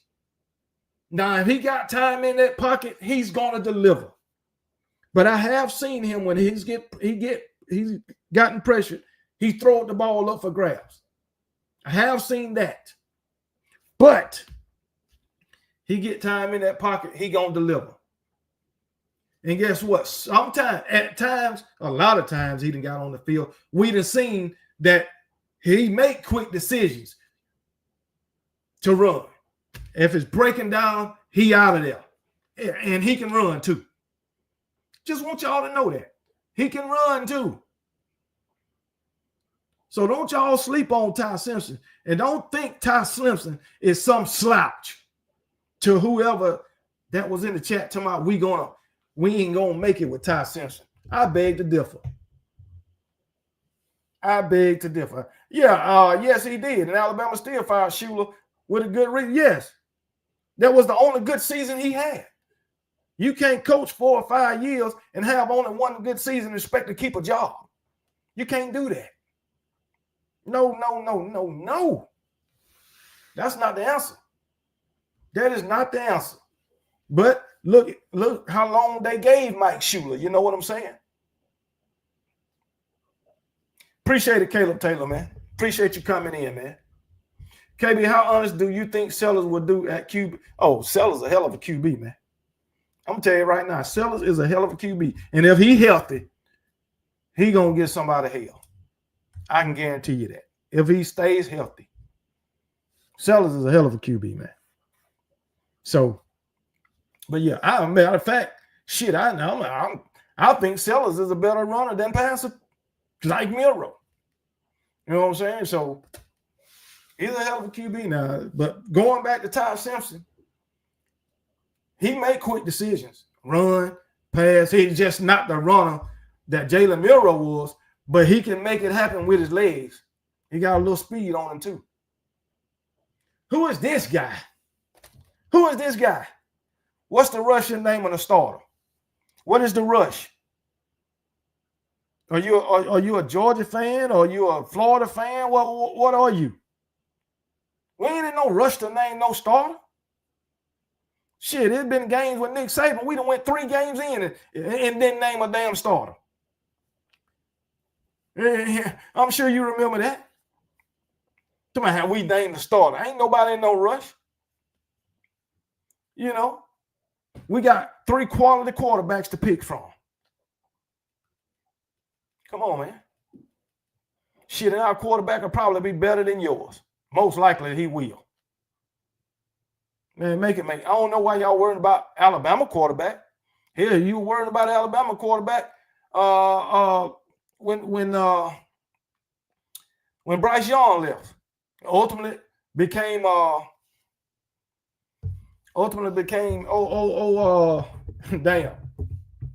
Jalen Milroe. But guess what? Jalen Milroe got us an SEC championship. Jalen Milroe only lost 3 games in the SEC. Or 3 SEC games. That's all he lost. Come on now. Sec Dog, I ain't finna sit here and talk about Shula all damn night. Shula got fired in 2006. Why are we talking about Mike Shula? Huh? After the 2006, matter of fact, before 2006 season, he was out of there. Mike Shula ain't got shit to do with what's going on today. Just like Nick Saban ain't got a damn thing with what's going on today. Just like Mark Richt ain't got nothing to do with what's going on today. I mean, damn. Give a damn about Shula running no damn, trying to melt the damn clock. Come on, man. But anyway. But yeah. Every team got strengths and weaknesses. And yeah, Alabama got a few weaknesses. But we're going to get over that. I think Alabama going to be pretty damn good this season. That's what I think. That's just me. So, on a brighter note, y'all scared if Bama names the starter, one of the QBs will leave. Well, guess what? I'm not scared. Why would it scare me? You still ain't told me your damn team, DJ, whatever your damn name. What is your team? Who is your team? You scared to answer? Now, are you ashamed of your team, DJ?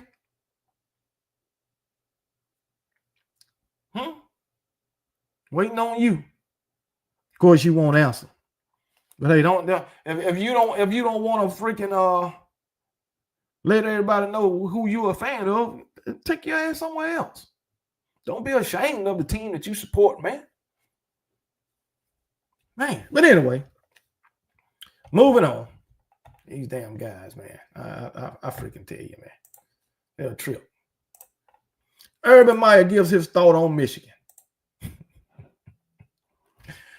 Urban Meyer gives his thoughts on Michigan and they signed stealing scandal and Sharon Moore and shit. Sharon Moore lied to the daggone NCAA. Ain't that something? He lied. And Urban Meyer gave his thoughts on it, man. Can't make it make sense, man. You know, Urban Meyer, you know now he had some characters on his 2007 national championship team. He had some characters. Y'all know about it. DJ, I tell you what, DJ 26, you keep talking this shit about Alabama. You got it exactly. I'm gonna give you 1 minute to name your team. I'm gonna block you. That's it. 1 damn minute. Matter of fact, let me start your time. 1 minute. Or you gonna be blocked. Time now. But anyway. Oh yeah, let me start it. Time now. 1 damn minute. But anyway. Urban Meyer has some characters on that team. 2007 when he won the national championship, 2018, 2016. You know what I'm saying? And then, you know, he went on to Ohio State, won a national championship, got another coaching job. Yeah, I believe it was the NFL, and people didn't like him. UGA, why you concerned about Alabama?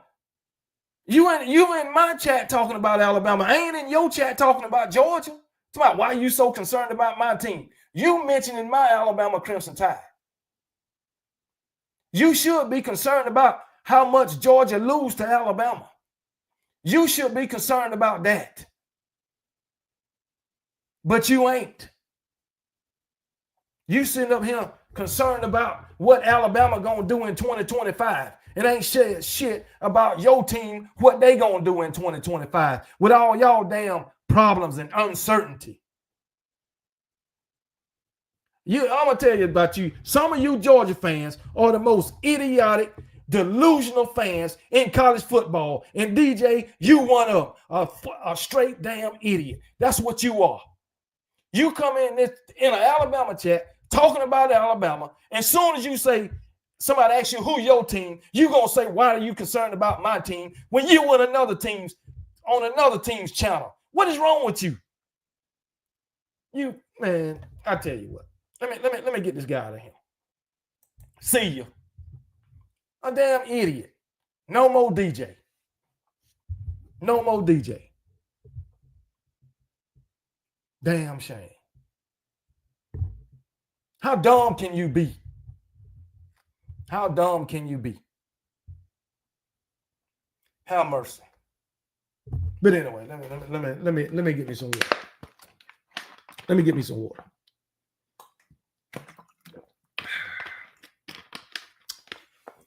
But hey, calm down, KB. I ain't letting y'all get me riled up no more.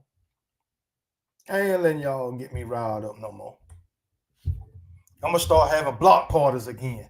That's what I'm gonna do. I know I'm gonna do it during the season, but hey, it's all good. But anyway, Urban Meyer gave his thoughts on Michigan, man. And Urban Meyer demands the NCAA make career-defining decisions for Michigan football coach Sharon Moore. Former Ohio State national champion winning football coach Urban Meyer didn't hold back after learning about Michigan Wolverines' self-imposed 2-game suspension for head coach Sharon Moore in light of the sign-stealing controversy that rocked college football world 2 seasons ago. Now, Piano Man was speaking on this the other night. The long run with Piano Man. He was speaking on this the other night. And if you ain't went and subscribe to the long run with Piano Man, go to his channel. Subscribe to him. Go subscribe to him. He put out good information. Have some pretty good lives too, man. So y'all go subscribe to the long run with Piano Man. But he was talking about this the other night. And I mean, these guys can do wrong in the NCAA, let them punish themselves. Make it make sense. Like Piano Man said. Who dished out our punishment? Did we punish ourselves when we was kids, or did our parents punish us? Come on now. Make it make sense. But it's crazy, man, that the NCAA, that happened in 2023, and here it is 2025, and the NCAA still can't make a damn decision. So, and when they finally get everything done, it's going to be at least a month and a half before they even make a decision after the fact. It just don't make no sense. But anyway, keep it moving, man.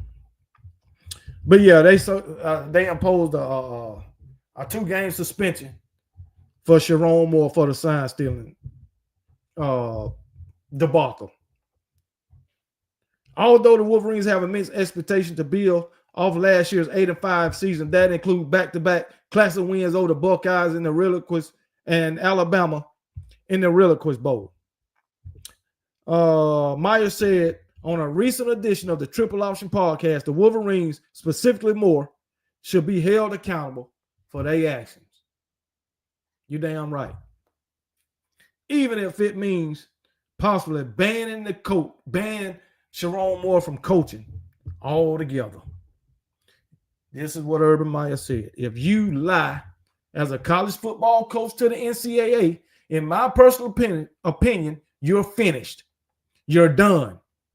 That's not making a text message.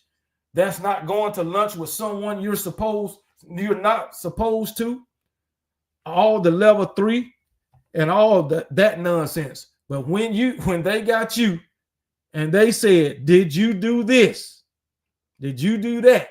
And you refuse to cooperate, or they refuse to cooperate, or they lie, in my very strong opinion, you're finished coaching in Division I college football.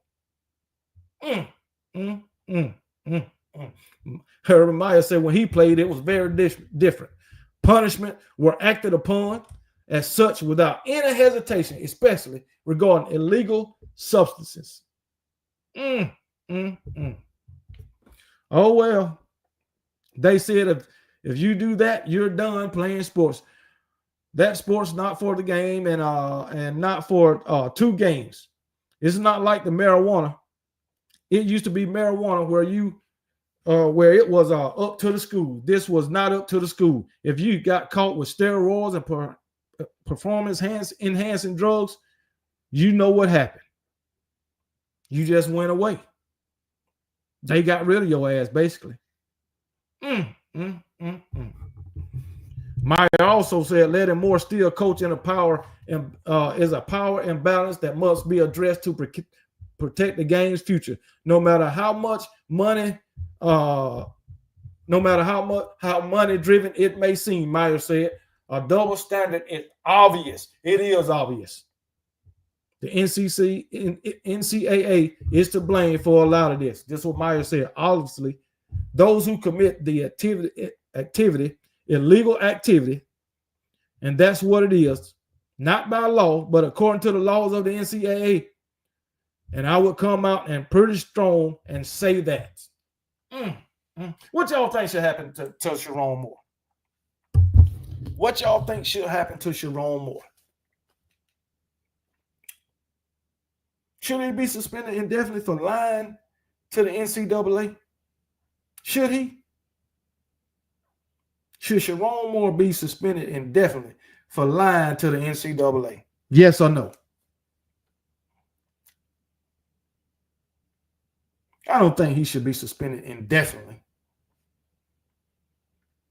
Maybe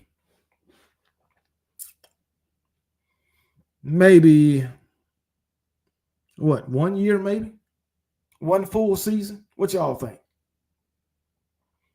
1 full season would be good enough for me. But to self-impose a punishment, that's crazy. Against Nebraska and some other little small out-of-conference team. You get to choose what games. Why not the first game? Matter of fact, let me pull up that shit. Why not the first game? Or the first 2 games? Why not? Oh, they got New Mexico State and Oklahoma. So he's going to be suspended for the Central Michigan game and the Nebraska game. Those are the 2 games that they decided.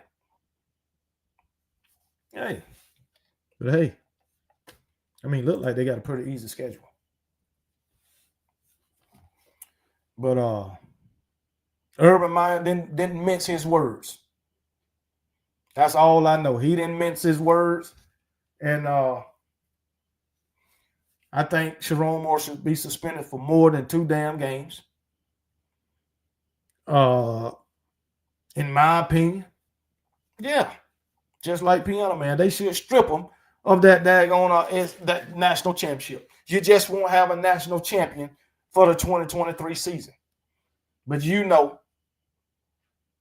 as fans, we're going to still say Michigan won the national championship. That's what we'll say. But on paper, they won't. They should vacate every win and strip them of that national championship. That's what I think. But those players will still be running around showing those rings, whatever. They'll still have, and matter of fact, they should be made to turn in that national championship trophy that they got sitting in their trophy case. They also should be made to turn in that Big Ten trophy that they got sitting in that trophy case. They should be made to turn in all that shit. Damn right. I don't think they should punish the players, but they should punish Sharon Moore. Now, if they punish the players, the only way they can punish the players is put Michigan on some kind of probation where they can't go to the playoffs. That's it. That's it. You damn right, Brian Thomas. What if that was Deion Sanders? How you think they'll handle this if it was Deion with all the criticism that he get? I mean, Jesus. Come on, man. Hell. But a lot of those players that's at Michigan now, they wasn't there. Hell, I feel like if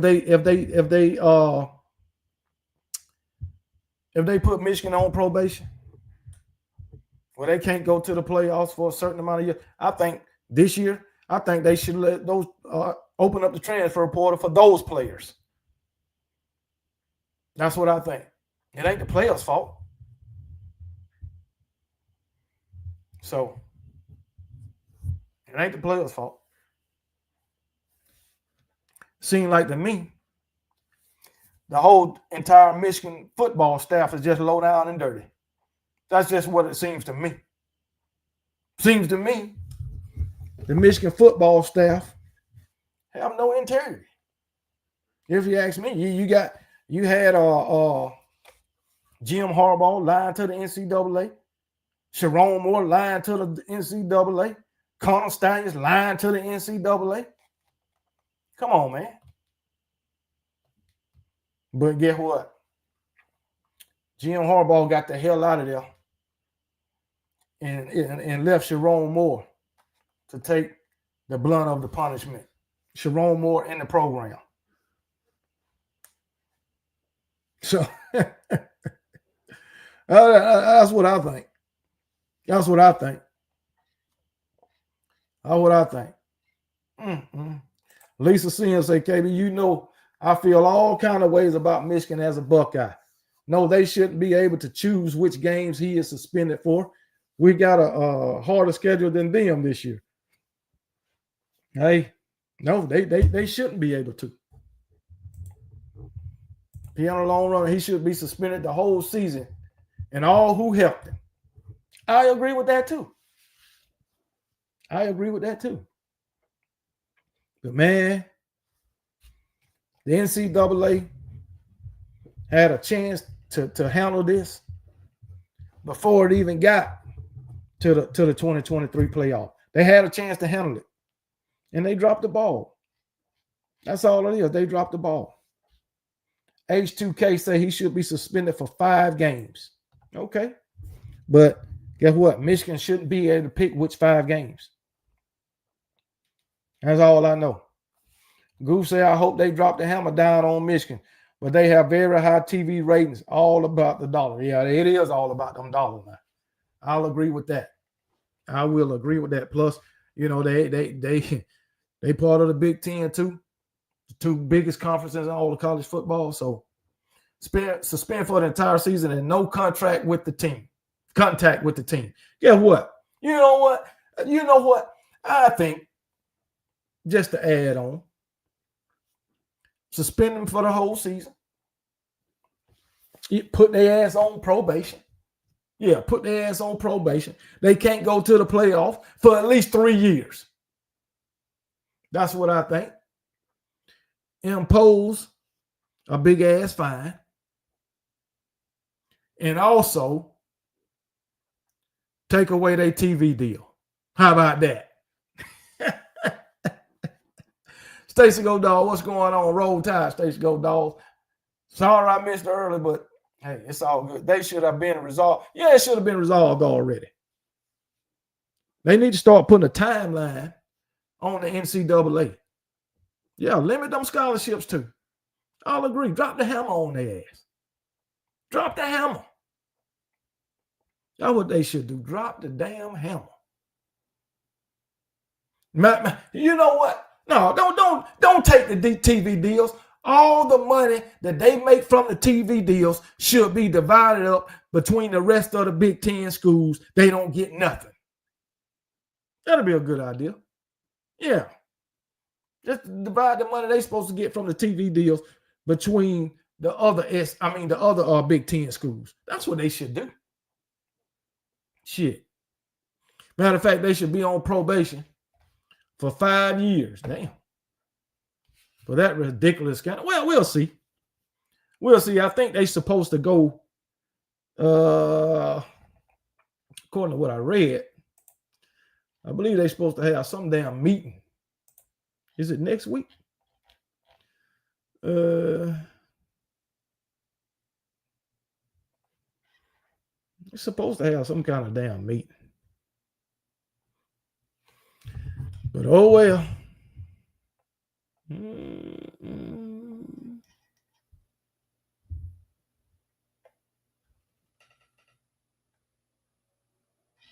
I don't know.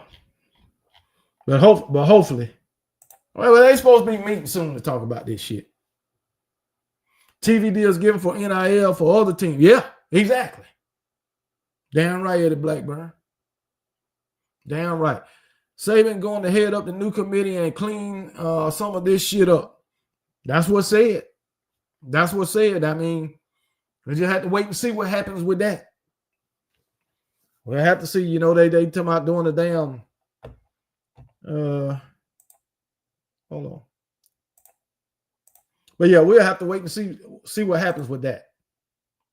You know, I don't trust them anymore. How am I supposed to trust the next time we play them? They won't cheat again if they are just able to get away with it. Tell it again, Lisa Sims. You're right. If they just gonna let them get away with it, they're gonna do it again. Hell, that might just open the floodgates for everybody else. If you don't punish one, you can't punish the other. That's what I say. That's what I say. So hey, it is what it is, man. It is what it is. But moving on to Charles Barkley, man. Charles Barkley is a trip. Charles Barkley is a trip. Charles Barkley, y'all know he went to Auburn, played basketball for Auburn. He was a pretty good damn player too. Basketball player, went on, got drafted by the Phoenix Suns, I believe. Had a pretty successful basketball career in the NBA. He didn't win a national championship, but he had a successful career. He's probably one of the best players in the NBA at his time. But you know, he had to go through Michael Jordan and I believe Larry Bird and them guys, the Celtics, the Pistons of that time, the bad boy Pistons. You know, he had a tough road. But anyway, damn Charles Barkley, he said he ain't giving Auburn shit as far as NIL. He ain't giving them damn dime. You know, Charles Barkley do a lot of good stuff. He donates a lot of damn money to programs. But he said he ain't giving Auburn a damn thing. Let's get to Charles Barkley's word. I'm glad, and I'll guess what? I'm glad he ain't giving Auburn nothing. Not one red damn cent. I'm so glad. Thank you, Charles Barkley. Thank you.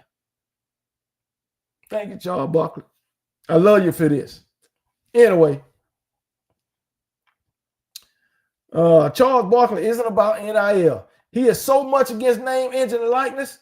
The NBA analyst said he wouldn't give money to his college team, the Auburn Tigers. And he would do anything for his favorite team. He ain't doing that.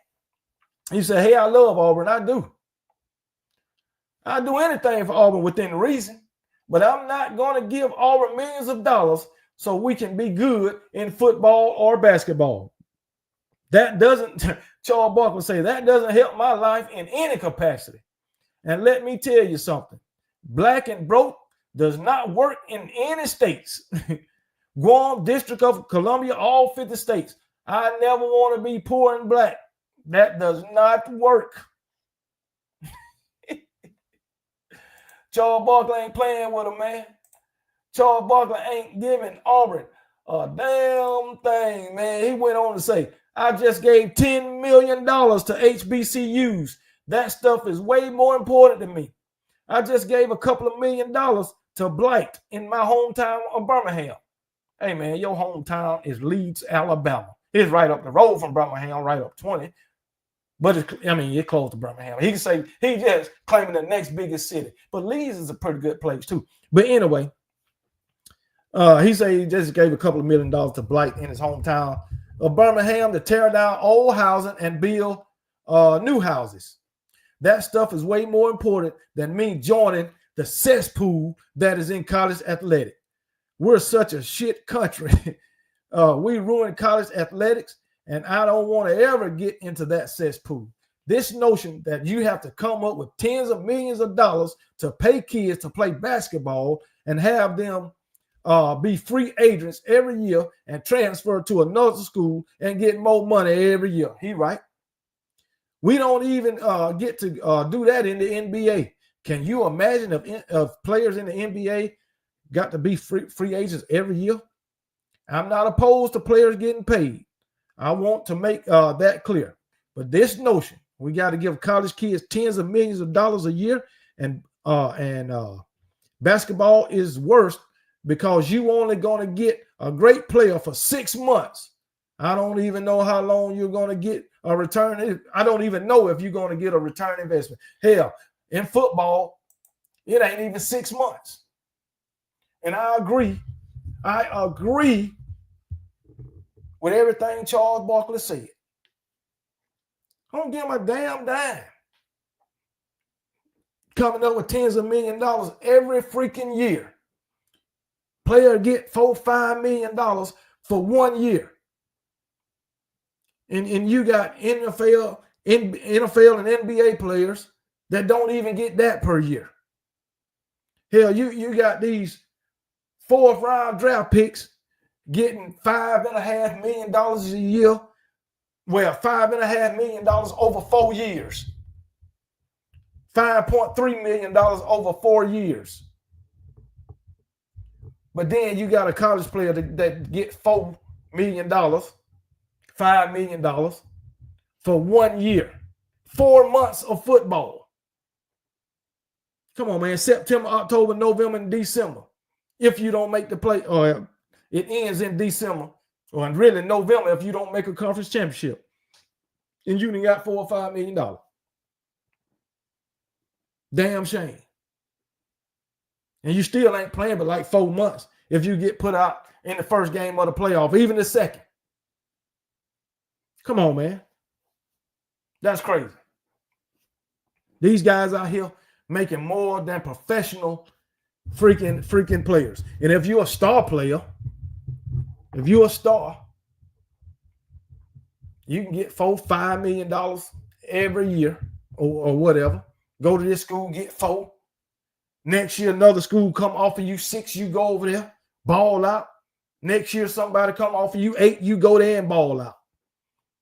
Hell, and you might decide to come back for another year. Now you're getting 10 to 12 to go somewhere else. It's crazy. Yeah, Michigan paying their quarterback $12 million plus, and he ain't played a damn game. That is crazy. I can understand you going to the NFL. Shit, that's what's that? Second round draft picks money, $12 million. Second rounders. Come on, man. And guess what? Them second rounders, $12 million. That's over the course of 4 years. Make it make sense. Look at Stetson Bennett. What are he getting? 4.2, 4.5? Not Stetson Bennett, but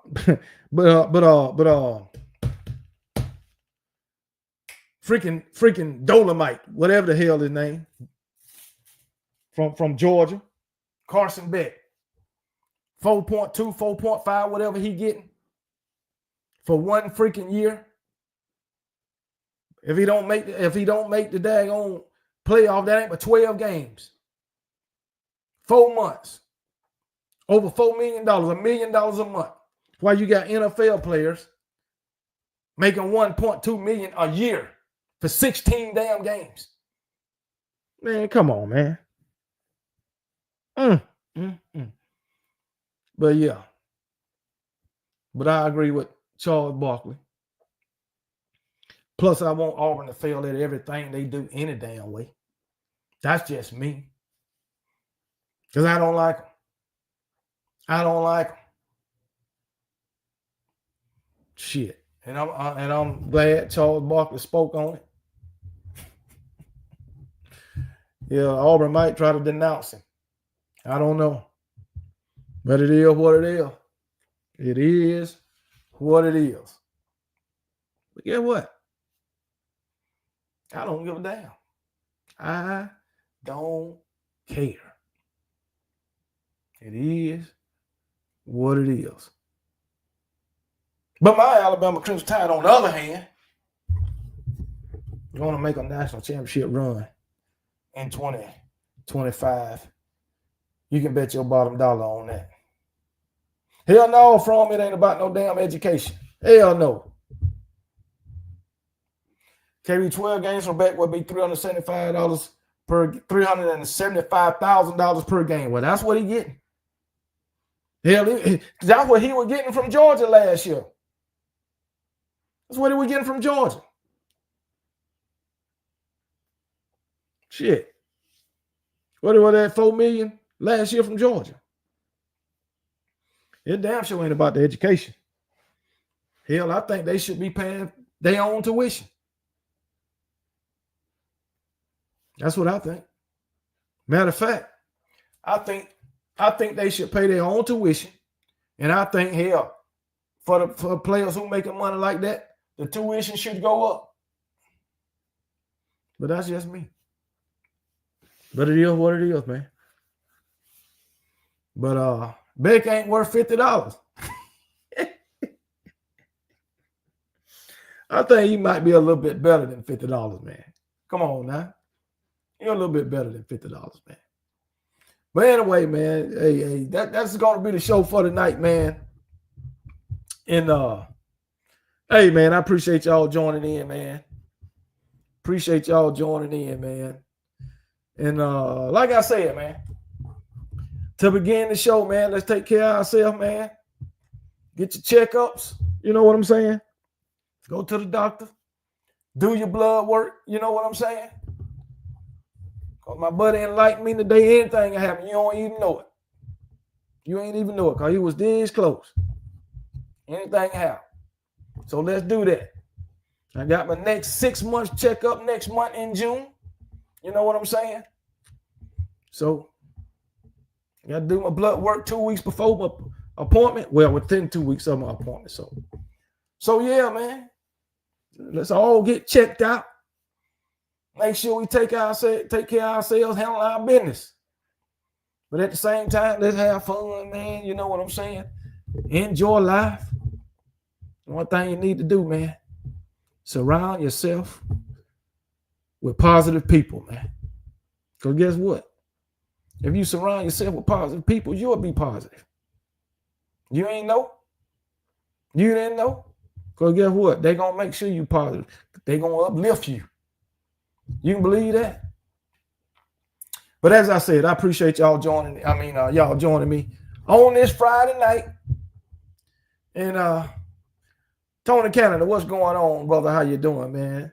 And as I said, if you ain't a member of the Kangaroo Click, man, hit that membership button and become a member of the Kangaroo Click, man. You know what I'm saying, man? Yeah, what it is. But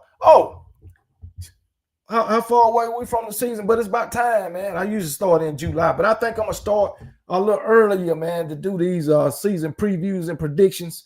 So, you know, I usually just do the SEC, man, but I think I might branch out a little bit, do some Big 10 schools, some ACC schools, possibly some Big 12 schools, you know what I'm saying? Like Colorado. Preview and prediction, you know what I'm saying? So it's about that time. During the season, you know, I got my top 5 SEC schools for the week. You know, I do that every week. I'll probably do more than 5 this year. This year, I was doing 5 last year. Top 5 SEC schools. And matter of fact, I might even do a bottom 5 SEC programs of the week. You know, I still got to bring the hot seat. You know what I'm saying? Y'all know what the hot seat is. That's for the coaches that did a terrible job that week. You know what I'm saying? And I might even do what they call it. I call it the hot seat. I'm gonna have to think of a name for it for the coaches who did the best job for the week. How about that? Think I should do that too? You know what I'm saying? Because there's some coaches I rarely get to put on the hot seat because they be winning all the damn time.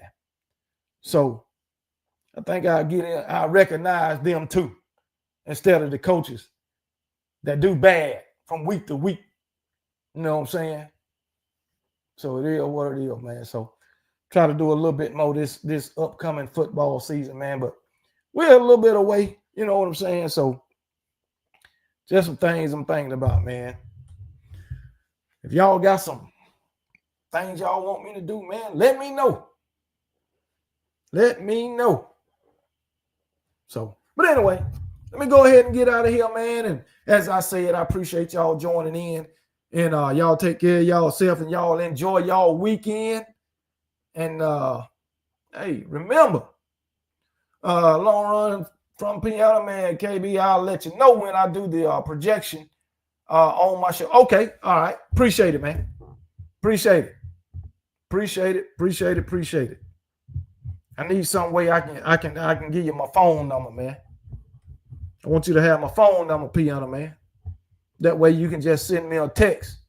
Because you know, I don't check my email every day. So I need a way you can give you my number, man. So you can just send me a text and things like that. You know what I'm saying? But as I said, man, appreciate y'all joining in. And y'all enjoy y'all weekend. I'll probably be back Sunday. Hopefully I'll be back Sunday if there's anything around Alabama to talk about or college football. But y'all enjoy y'all weekend. And remember to be blessed.